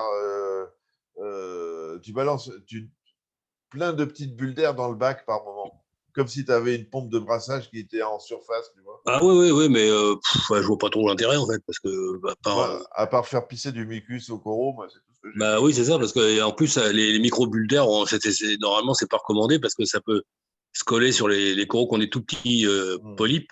Ça peut se coller sur au niveau de la bouche, tu vois, une connerie comme ça, puis après, c'est chiant, quoi. Ouais. Corail qui bouffe l'urine. Comment tu Et puis, gardes je vois pas trop l'intérêt parce que, de toute façon, même avec des micro-bubbling, tu peux pas dépasser la saturation en oxygène. Si c'est pour ça, ça sert à rien. ouais. Comment tu gardes un acropora jaune? Bah, acropora jaune, apparemment, il faut être super oligotrophe en fer. Dès que tu as trop de fer, le jaune, il se transforme en vert. En vert. Donc Ça, c'est très peu de fer. théoriquement très peu de fer. Ouais. Ok. Allez-y, hein, si vous avez des questions là, parce que pour l'instant, moi, j'ai pas eu besoin de Doliprane, hein, donc tout va bien. Nanana. Donc la Valonia, on en a parlé. Alors pourquoi il y a certaines rampes qui ont des LED vertes? Ah bah ça, c'est parce que quand tu as beaucoup de bleu et de rouge, pour que tu n'aies pas une couleur violacée à l'œil pour nous, tu es obligé de mettre du vert pour contrebalancer et faire du blanc, tout simplement. C'est pour un aspect esthétique. quand D'accord. tu as beaucoup de bleu et de rouge. Donc, autant mettre du blanc au lieu de foutre des Et guirlandes de par Noël, contre, quoi. si tu as du bleu et du blanc, tu t'en as rien à foutre de mettre du vert. Hmm. Bon, maintenant, après, ça, c'est parce que c'est un eau de mer où il n'y a pas grand-chose de vert. C'est vrai que si tu n'as pas beaucoup de vert, tu as le vert du blanc, si tu as le vert qu'il y a dans le spectre de la LED blanche. Bon, des trucs vraiment verts seraient pas très verts, mais comme dans l'eau de mer, tu n'as pas grand-chose de vert, à part les poissons, t'en fous un peu, quoi. C'est pas un bac planté en eau douce, quoi. Ouais, ouais. Les gens qui font pousser des plantes, ils utilisent que des LED bleus et rouges, ça fait un aspect violacé, les plantes, elles sont marron, tu les vois pas, quoi. Ouais, c'est pas. Bon, en général, c'est des plantes très spéciales, mais qui font pousser, Ouais, mais ouais. c'est pas de la tomate. Mais Et si, à la, les plantes de tomates, on les fait pousser comme ça dans les serres industrielles, on les fait pousser en bleu et en rouge. C'est juste pour une question économique, c'est-à-dire que tu dépenses de l'électricité pour fabriquer de la longueur d'onde utile pour la plante. Si tu mets du vert, tu vas utiliser de l'électricité pour faire de la lumière verte qui sert à rien. C'est pour ça que les horticulteurs ils n'ont rien à foutre que leurs plantes soient moches sous la lumière. Ils veulent qu'elles poussent. Donc, ouais, ils dépensent de l'électricité pour fabriquer les deux longueurs d'onde qui servent à la photosynthèse. Le reste, ils n'en veulent ouais. pas. C'est Ouais, tout mais l'argent en l'air. comme nous, on veut des bacs jolis, on fait des Et ben efforts. voilà, donc nous, c'est pas le cas. Donc, même si théoriquement, on pourrait faire la même chose, effectivement, au lieu d'éclairer en bleu et blanc, tu pourrais éclairer en bleu et rouge, mais ton bac serait dans une ambiance violacée, ça ferait moche, quoi. Ouais, c'est un truc à creuser, ça. Euh, Est-ce que tu penses que les simulations de lune, maintenant avec les remplets, on peut faire ce qu'on veut, est-ce que le fait de simuler la lune sur un bac, ça peut déclencher des pontes, des reproductions de coraux? Bah oui, mais à condition de simuler, d'avoir le truc perfectionné qui simule le cycle naturel de la Lune. C'est-à-dire qu'il te fasse toutes les phases de la Lune. Lune noire, pleine Lune et tous les intermédiaires. Faut pas que ce D'accord. soit une lumière bleue constante. Ça, c'est pas la Lune. Ça n'est bien. La Lune, c'est Alors, refaire le cycle tous les 20 jours. Et là, tu peux déclencher les pontes. ouais, mais D'ailleurs, dans les premières, il y avait des vieux systèmes qui datent au moins il y a 15-20 ans, les premiers. Mais le problème, c'est que toi, tu n'as pas intérêt à provoquer la ponte dans ton bac parce que tu risques de le faire cracher. Parce qu'en ouais, général, ils pondent tous en même temps, les coraux. Donc, c'est comme si tu avais un bénitier ou des escargots qui pondent dans ton bac ou des oursins. Le lendemain, comme ça se passe la nuit, le tu fais lendemain, un tu ton bac. pleures. Le lendemain, tu pleures et Ah bah oui, donc, tu te fais engueuler par ta femme parce que ça pue. Euh, voilà. Et qu'en plus, si t'as fait crever le trop d'argent que tu as déjà dépensé là-dedans, là, tu te Là, fais assassiner. tu retournes chez ta mère direct. Euh, j'ai des lepastréas, des leptastréas Ça se fait, ouais. qui ont les bouches qui crèvent, mais pas le tissu autour. Une idée de la cause. Un prédateur. Là, ça peut être un prédateur parce que notamment, c'est le problème des acrélitis. Un acrélitis, ça a une fâcheuse tendance à bouffer Ouais, les le sang tomentossus. Les ça bouffe tomentossus. les scolimias, les trucs comme ça leur bouffe la bouche. Ouais, les tomentossus.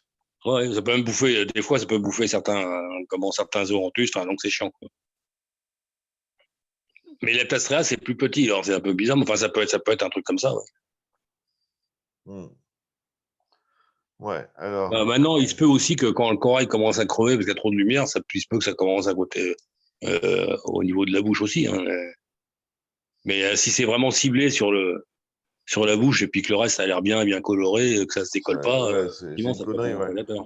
J'ai connu ça avec un tomentossus qui m'avait débarrassé des Même les Magellan. Chelmons, des fois, les Chelmons, quand les LPS ils se nourrissent et ils veulent leur piquer l'artémia ou la médise qui sont en train de torturer, et après ils prennent l'habitude de taper dans la bouche pour récupérer la médise ou l'artémia avant que le corail l'avale, et du coup ça peut abîmer la bouche aussi, même Bah avec ouais, un mais calme. bon, c'est pas leur faute, ils ont la dalle aussi, hein. Ouais. Pour un bac de.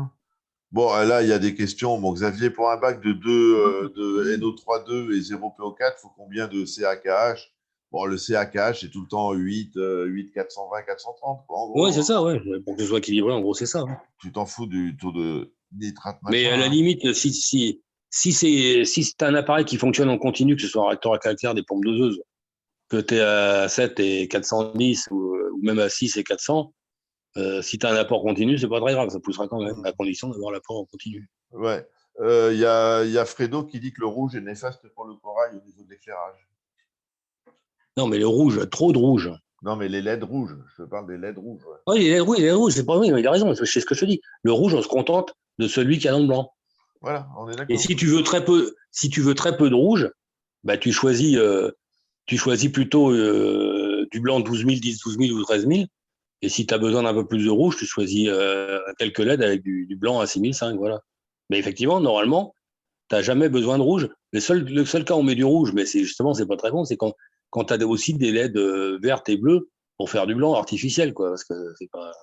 Ouais, bah, autant foutre du blanc.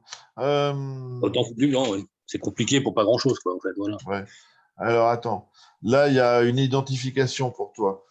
J'ai une algue bordeaux qui fait des tiges très enracinées. Est-ce que ça t'évoque quelque chose, Alain, que ce truc-là? Une algue bordeaux avec des tiges, des racines? Ouais, mais il y a des trucs qui font même des coussinets, des fois, des trucs comme ça, oui, mais ça, c'est. Je connaissais plutôt une algue comme ça, mais qui était plutôt brun jaune, toi. Ça faisait comme des coussinets, des trucs comme ça, avec des espèces de rhizopodes, enfin, des trucs qui dépassent. Mais bon, ça, c'est des grosses algues brunes, mais bon, ça, à part les enlever à la main. Mais oui, rouge bordeaux. Est-ce qu'il est sûr que c'est pas l'éponge, la calospongia, il y a une éponge qui est soit bordeaux, soit bleue, qui est Ouais. photosynthétique, qui est Ouais. envahissante. Et ça a des racines, ce truc-là? Non, mais ça peut pousser, ça peut faire comme une Ça fait racine, en des, fait, c'est ça un fait des morceau qui pousse ça fait des des filaments, filaments, ouais. des Ouais, ouais. pseudopodes, quoi, voilà. Ouais, Donc, ça se colle sur le décor, ça pousse de partout. Tu as une partie qui peut pousser en aérien, et puis l'autre qui colle au rocher, qui peut se coloniser comme ça. ouais, c'est pas Dans ce idiot. Ouais. cas-là, il faudrait voir, vérifier en regardant sur Internet la photo, là, de voir si c'est pas cette éponge-là, qui peut être soit bordeaux, soit carrément bleu. Ok. Attends, il y avait un truc qui était Et intéressant. ça, c'est envahissant. Par contre, ça, c'est vrai que quand on a, c'est chiant. Ça Hmm. pousse super vite. Hein. Ouais. Alors, attends. Ouais, quels sont. Tu sais, on a parlé des rapports des oligo-éléments avec les phosphates, avec les nitrates, avec les machins. Ouais, ouais. Il y a des oligos qui éliminent les phosphates? Non, non, les phosphates, c'est pas éliminé. C'est une brique pour faire du vivant. Donc, c'est pas éliminé. Ça sert à Et fabriquer donc, quels une sont les matière vivante. oligos qui favorisent la consommation des phosphates alors? Ah ben tous, parce que c'est quand un organisme pousse. Les phosphates, c'est pour fabriquer l'énergie avec l'ATP et l'ADP dans la cellule. Donc, Hmm. tous les organismes, en fait, c'est comme le lithium pour une pile, les phosphates. Donc, D'accord. si tu as dans 100 grammes de matière vivante, tu as besoin de tant d'énergie, donc l'équivalent de ta pile de 5 watts ou 15 watts ou 20 watts, voilà. Donc, il faut tant de phosphate, comme il y aurait tant de lithium dans une pile au lithium, voilà, c'est tout. D'accord. Est-ce que tu Donc, connais un corail qui craint pas les brûlures d'échidopora et de mycédium? bah, il n'y a pas grand-chose, en fait. Hein. Ça c'est vrai que c'est un peu violent comme truc. Hein. Là, tout de suite, ça te dit rien. D'accord. Parce que même, voilà, parce que de toute façon, après, il y a tellement d'espèces que normalement, c'est les espèces proches qui sont pas cramées par le même corail, mais c'est vrai que ça crame beaucoup de choses, ces trucs-là. D'accord. Euh, Là, il y a Clément qui revient sur son histoire de pH haut, là, 8,5 le matin, 8,6 le soir. Donc, il n'a pas de chaud. Il a juste du Belling de chez Zoanthus et il fait ses changements d'eau avec du sel classique, fauna marin ou tropique marin. Hum. Euh, donc, est-ce que ce fait d'avoir ce pH très haut, ça peut lui poser des problèmes à moyen terme, à court terme? Non, bah, le seul truc, c'est qu'effectivement, c'est que de toute façon, ça favorise la croissance des coraux. Donc, maintenant, après, il faut voir comment il mesure son pH. Voilà, Si c'est j'allais avec te un dire. pH bête, il faut l'étalonner. Hein. Donc, Hmm, dans ce cas-là, si ça te paraît vraiment anormal, il vaut mieux qu'il achète un test bête et méchant colorimétrique, voir si ça correspond. Quoi. ouais, Ou alors qu'il réétalonne pour voir avec un étalon, voir s'il a bien son pH de 7 avec son étalon 7, s'il n'a pas 7,5 ou 7,6 à la place de 7. Quoi. Parce que ça ok. peut être dû au mauvais étalonnage. C'est ça le problème des pH bêtes. Hein. C'est que quand on trouve un truc anormal, c'est souvent qu'il faut réétalonner. Quoi. Et quand il ne peut plus réétalonner, ça veut dire que sa sonde, elle est DAS. Hmm. Attends, là, il y a une question. Est-ce qu'une bactérie peut faire cracher un bac? Bah, en théorie, oui, tu as des bactéries pathogènes, hein, des vibrions, des conneries comme ça, même pour les coraux. Hein. Mais Ouais, mais bon, ces c'est rare bactéries, dans un bac. ces bactéries, Normalement, c'est quand il y a une pollution. je suis d'accord C'est avec rare que toi. Alain, ces bactéries pathogènes, elles sont dans le bac de toute manière. Mais elles vont se développer si les conditions deviennent favorables. Oui, voilà, normalement, Si le c'est corail est toujours lié. stressé, C'est les peut-être dû à des bactéries, c'est toujours dû à normalement une, soit ba- un stress dû à un coup de chaud ou à une pollution ou ouais, il faut quelque chose qui est à ouais, l'origine quoi, ça se fait pas une comme ça. baisse des défenses immunitaires du corail, quoi. Ouais, voilà, tout à fait. Ouais. Hein. Putain, je deviens bon à force de discuter avec toi. Bah, d'ailleurs, il y a un truc marrant pour l'immunité, tu vois, par propos des algues aussi. Là. C'est que maintenant, en horticulture, il y a des boîtes qui fabriquent, qui extraient des algues, ce qu'on appelle des éliciteurs. C'est des substances que émettent les algues qui peuvent servir de vaccin pour les plantes contre les pathogènes. Ah ouais. En fait, ça joue le rôle d'un antigène, toi, pour stimuler le système immunitaire de la plante. Et après, ça la renforce pour une attaque qui n'a rien à voir avec une algue, mais c'est parce que c'est pas comme chez nous, tu as un antigène spécifique pour telle maladie, machin. Là, le système immunitaire des plantes, en fait, il faut, quand il est stimulé, il fabrique des trucs aussi d'autres éliciteurs d'ailleurs qui leur permettent de lutter contre pratiquement tous les pathogènes. Il faut juste que leur système immunitaire soit stimulé. Quoi. Donc dans les algues, tu as même des trucs pour stimuler le système immunitaire des plantes. Quoi. Donc on peut se dire que si ça se trouve, même pour un bac récifal, c'est pour ça que mettre des algues, du phytoplancton dans le bac, finalement, potentiellement, on se rend compte qu'en fait, il peut y avoir plein d'avantages quoi, auxquels on ne pensait pas a priori. Quoi. Comment rattraper les couleurs des coraux? Ça fait 1 an que Seco essaie de rattraper les couleurs de ses coraux.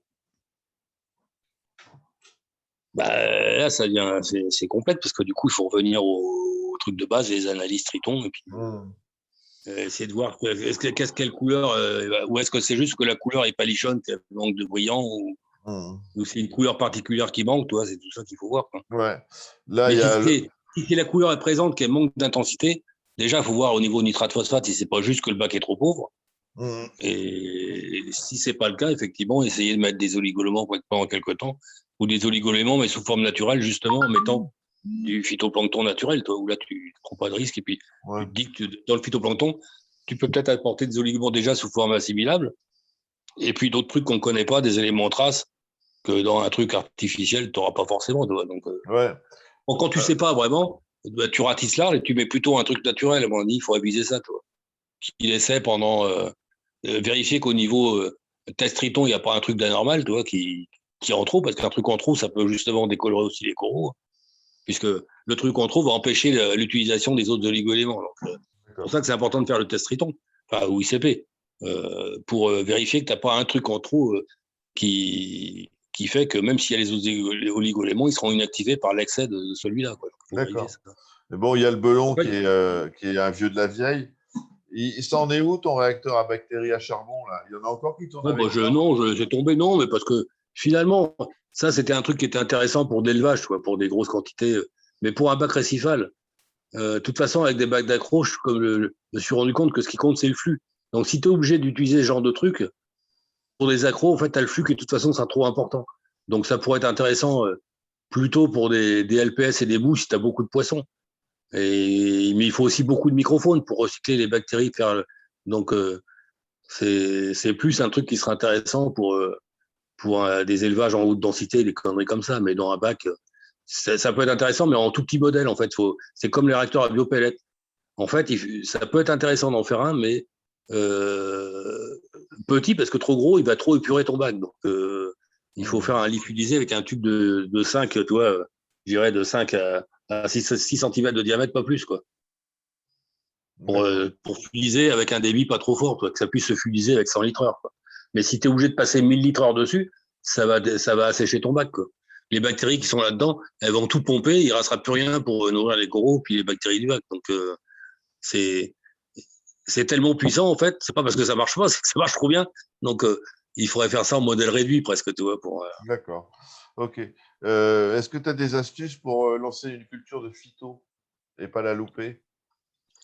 Bah, pas la louper, en fait, ça dépend de ce que tu veux cultiver. Si tu fais la nanachloropsis, c'est pratiquement inloupable. Si tu as l'engrais standard, les autres cultures d'algues, effectivement, il suffit que tu aies une pollution d'une bactérie ou un truc. Il faut des vitamines dans le milieu de culture. C'est plus compliqué, ça, faut reconnaître. Donc, il faut vraiment une solution professionnelle. Et si tu l'achètes, même si c'est professionnel, entre guillemets, mais que tu l'achètes dans le commerce, comme souvent c'est des milieux de culture dilués, la partie vitamine elle risque de se dégrader. Et c'est ça qui peut faire que ça ne marche pas. Donc il faudrait s'adresser à des sites qui sont spécialisés dans les cultures de phyto, tu vois, qui te vendent, même pour les aquarophiles, mais qui vendent plutôt sous forme solide, et puis tu dilues toi-même à petite dose et tu gardes tout de suite au frigo. Parce que le problème quand tu achètes, tu sais pas, même si tu as la date de fabrication, théoriquement, si c'est gardé au frais, ça peut se garder peut-être 1 an ou 1 an et demi. Mais si tu as un truc qui a été stocké en été dans un hangar où il a fait 40 degrés pendant un mois, je veux te dire, tes vitamines dans ton culture de phyto, Ouais, dans ta solution d'engrais, pas terrible. Alors, c'est pas trop un problème pour les trucs genre Nanochloropsis, où il y a l'autre algue qui vit dans les. Qui roule aussi, comment ça s'appelle? Oh, j'ai trop de mémoire maintenant.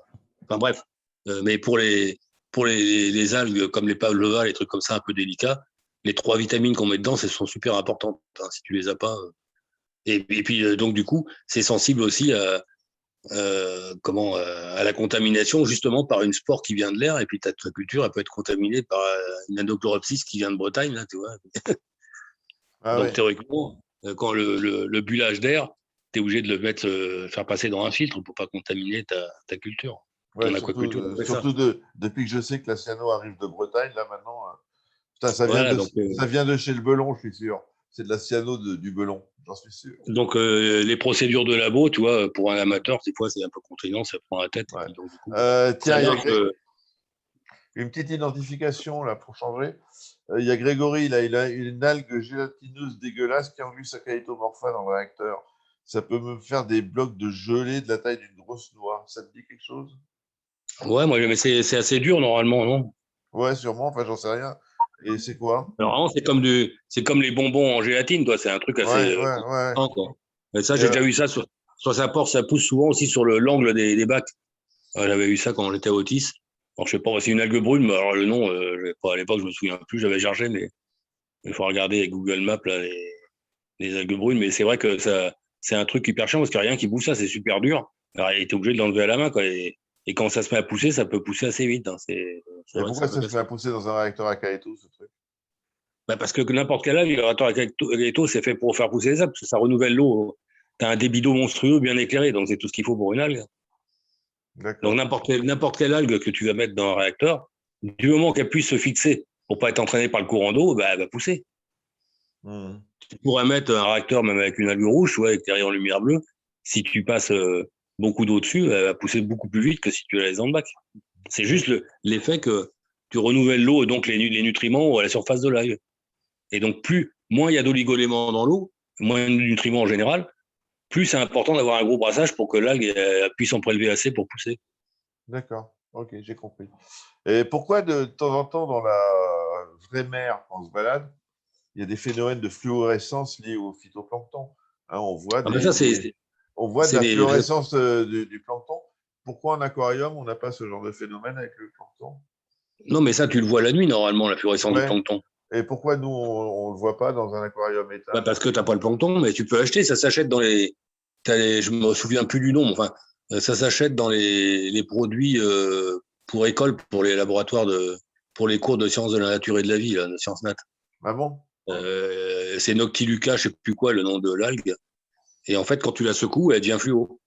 Ah, C'est pour d'accord. ça que quand tu fais du voilier, bah c'est l'étrave et puis c'est l'étrave qui est fluo parce que quand le bateau coupe la vague, ça fait une perturbation et le plancton s'éclaire à l'endroit où le bateau rentre dans la vague, quoi. Et D'accord. tu vois aussi les poissons quand tu vois les bandes macros la nuit, tu les vois parce que ça fait des zèbres vertes. À l'endroit où le macro il passe, ça fait fluorescer. Ça fait la fluorescence du plancton Ouais, à ouais. l'endroit où il passait le macro. Ouais, c'est joli d'ailleurs. Mm. Euh, Ah ouais, non, ouais, t'as raison, Julien, j'ai pas parlé de ça, ouais. Ah bah c'est bien, il est là, Julien. Euh, D'Herbesia cyanoverte. Je t'écoute, Alain. Bah, la cyano verte, effectivement, ça arrive beaucoup moins souvent que les cyanos rouges. Mais quand elles sont là, c'est super casse-pied. Les Ouais, cyanos vertes, normalement, c'est plutôt en eau douce qu'on a ça. ouais, bah moi j'ai connu un bac récifal où Et ça a une odeur dégueulasse, on appelle ça. ouais, Enfin, même les cyanos rouges aussi, tu me diras, mais les algues vertes, les cyanos vertes, c'est ce qu'on appelle une odeur de géosmine, là. mhm. C'est vraiment âcre comme odeur, c'est vraiment désagréable. Et alors pourquoi ça arrive dans un bac, ça? Bah, en fait, c'est une eau de souche probablement qui vient aussi de l'air, hein, tout simplement. Hein. Parce que c'est pas naturellement, c'est quand même très rare. Ces gens d'algues, tu peux les trouver normalement, c'est quand il y a plus de matière organique. Quoi. Et dans la nature, ça peut peut-être se trouver plus facilement dans des mangroves, mais pas dans un récif. C'est plutôt même pollué, c'est plutôt des cyanos rouges. Les Ouais, et verts, c'est donc, quand c'est vraiment très pollué, quoi. c'est très pollué. Mais alors, le mec, il a Ou un bac très acide, ou alors des paramètres vraiment à l'ouest, parce que en eau douce, les cyano vertes, c'est quand tu as de l'eau déminéralisée, quand l'eau devient super acide, tout en dessous de 4. Ouais, mais enfin, le mec, il a des Mais dans un paramètres. bac, nous, on vérifie le pH, donc normalement, on n'a pas ce problème-là, quoi. On ne laisse jamais descendre Donc, son pH à 3. mais les cyanovertes, ça peut être lié à un pH trop bas. Bon, en tout cas, c'est favorisé, oui. Par rapport au rouge, c'est pas obligé, mais beaucoup de cyano vertes aiment bien les pH acides. Mais nous, je te dis, en eau de mer, comme on vérifie, c'est plutôt rare normalement. Alors, s'il vérifie jamais son pH, il s'aperçoit que c'est à 4, bon là, peut-être que c'est pas surprenant.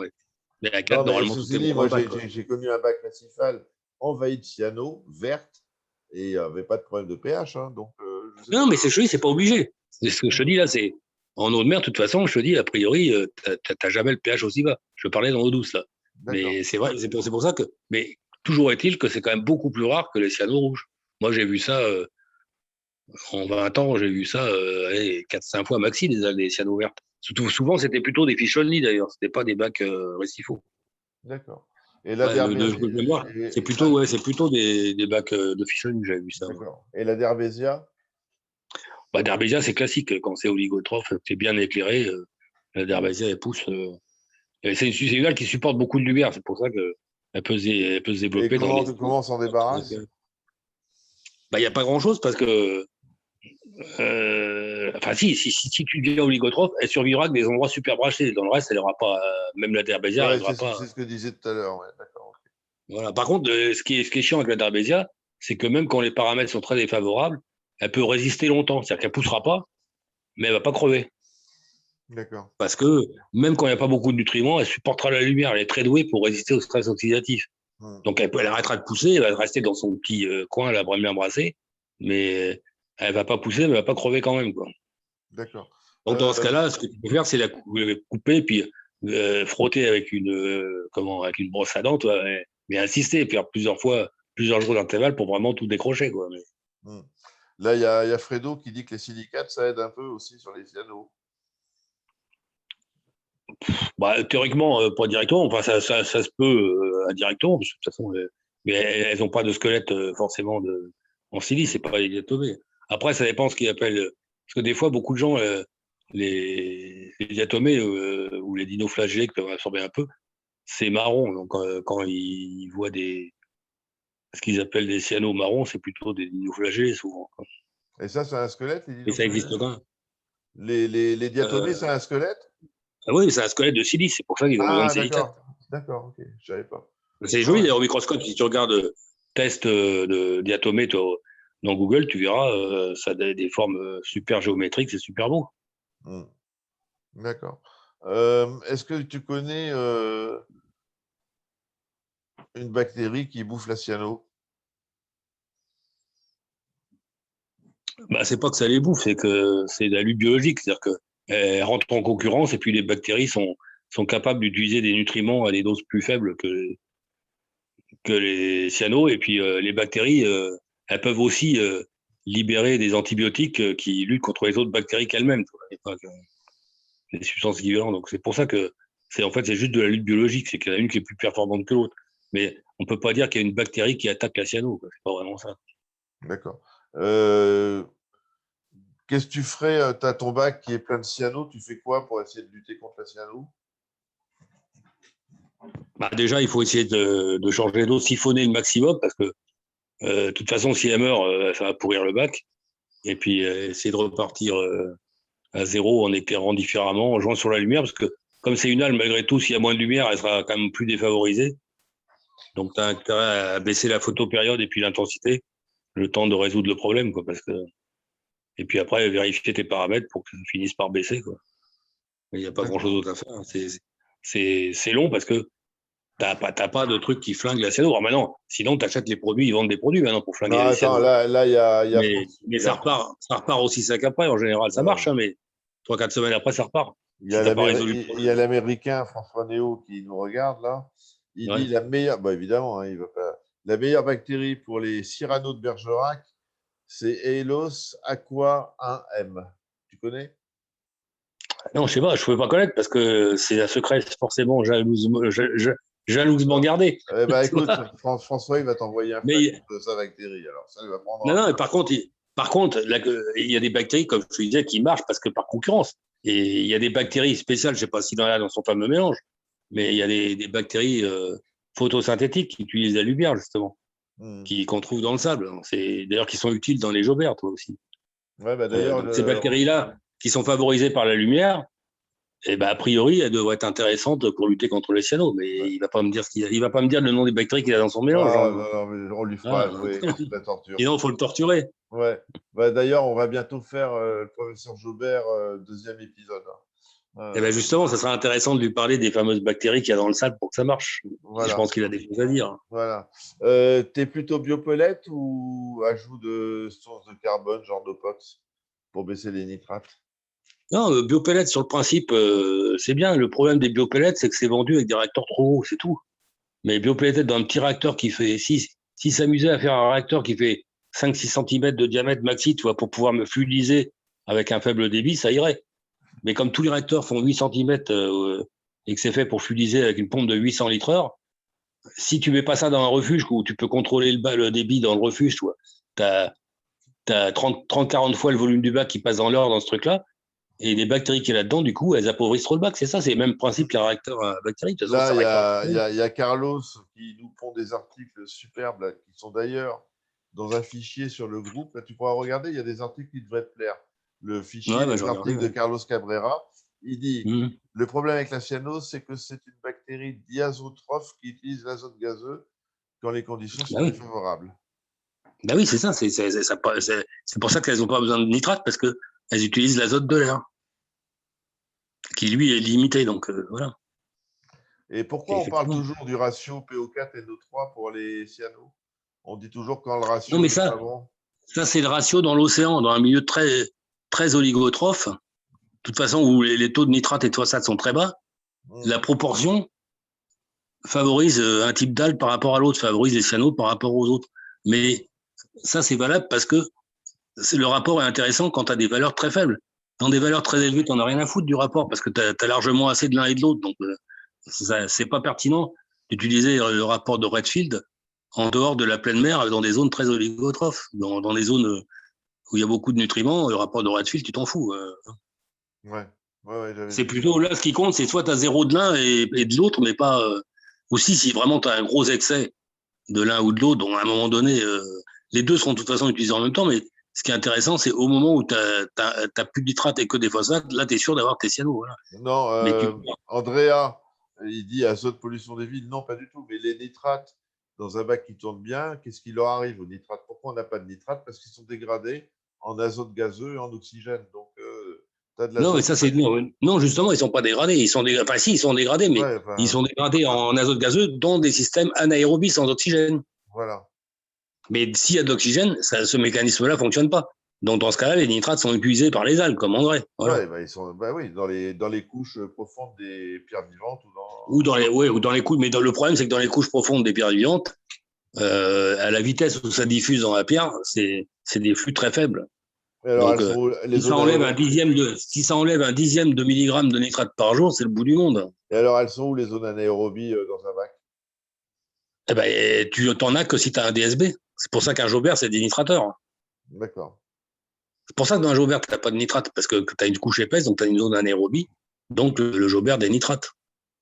Mais si tu n'as pas de sable, tu as la dénitration juste des bactéries qui y a à l'intérieur des roches, avec les micropores qu'il y a dedans. Donc, ça veut dire que dans un berlinois classique, machin, en fait, le fait qu'il n'y ait pas de nitrate, c'est uniquement l'écumage qui travaille avant les nitrates. Oui, mais encore, non. Oui, parce que ça enlève les protéines avant qu'elles soient dégradées en ammoniac, puis après en nitrate. Oui. Ouais. Mais tu as quand même des nitrates. Tu as quand même l'ammoniac des urines des poissons qui donnent des nitrates s'ils ne sont pas prélevés suffisamment vite par les coraux. Ouais, et alors pourquoi ils ne s'accumulent pas si tu n'as pas de zone anaérobie? Parce que l'ammoniac, si tout l'ammoniac est prélevé par les coraux et les corallines avant d'être transformé en nitrate, tu n'as pas de nitrate. Et puis même quand tu as des nitrates, une partie des nitrates, c'est utilisable par les algues. Je l'aurai. Voilà, je l'aurai. Et les corallines, elles bouffent des nitrates de toute façon. Ouais. Et les zooxanthelles des coraux aussi. Donc, si tu as des coraux un peu marron, ils ont des zooxanthelles, ils vont pomper les nitrates. C'est pas le corail, c'est l'algue symbiotique. Par Ouais. contre, la partie animale du corail, elle peut utiliser l'ammoniac, c'est ça qui est intéressant. C'est le principe d'ailleurs de la méthode berlinoise. C'est qu'on s'était rendu compte à l'époque que des bacs où tu avais un gros filtre style Heim, là, de 3 fois le volume du bac à l'heure, bah, tes coraux ne poussaient pas parce que comme tu avais un gros débit dans le filtre transformait instantanément l'ammoniac en nitrite et en nitrate. Et donc, ce qui ressortait du filtre, c'était que des nitrates. Et la partie animale du corail, les nitrates, n'a rien à cirer, il peut pas l'utiliser. Donc, le corail crevait de faim, il n'avait plus assez d'ammoniac pour se nourrir. C'est pour ça qu'on mettait la méthode berlinoise, c'est d'abord un, un bac où il n'y a pas de filtre, il y a juste l'écumeur qui enlève les protéines pour pas qu'il y ait trop de dégradation malgré tout, trop d'ammoniac par dégradation des protéines. Donc, ça, c'est. Voilà, mais il fallait pas un truc qui transforme le peu d'ammoniac dû à la dégradation des protéines de ce que l'écumeur n'enlève pas ou directement de l'urine des poissons. En fait, c'est un nutriment pour la partie animale du corail. Et les zooxanthelles aussi, mais animal du corail. Parce que le corail, avec de l'ammoniac et un sucre, il peut fabriquer un acide aminé. D'accord. Ok. Ouf! Comment tu Alors, fais du coup, pour. si je te fais boire de l'ammoniac, ça Ouais, n'arrivera pas, tu vois, ça va pas te plaire. non, non, j'ai compris, j'ai compris. Attends, je regarde. Du coup, il y a François qui a dit vive le DSB. Voilà. DSB forever. Ben oui, mais un DSB, mais c'est comme tout, un DSB, comme c'est un truc naturel, ça marche que si on imite la nature. C'est-à-dire que s'il est pourri de bestiole qui remue le DSB. Si t'as pas de verre, t'as pas d'escargot, t'as rien dans ton sable, ton DSB, il va finir par se colmater et ça va merder. Tu auras le Hall DSB syndrome, tu vois. Ouais. Donc, pour pas avoir de Hall DSB syndrome, il faut avoir un tas de bestioles Holo- qui te remuent le sable. Des vers, des Donc, holoturies. des escargots fouisseurs, des holoturies, des vers, et voilà. Et dans ce cas-là, bah, ça marche nickel, bien sûr que ça marche nickel. Mais à Ouais. condition de le faire correctement. Et d'ailleurs, Ouais. les Allemands qui sont loin d'être cons, ça fait longtemps qu'à l'époque où c'était un peu à la mode en Allemagne, tu avais une boîte sur deux, et ils vendaient des verres de feu. Ce qu'on nous, on appelle des verres de feu, pas les vrais verres de feu, mais des verres pour les DSB, justement. Ah ouais? Et ils le vendaient parce que ça se vendait. Donc, parce qu'ils avaient bien compris qu'il fallait mettre des fouisseurs dans leur DSB, sinon ça marchait pas.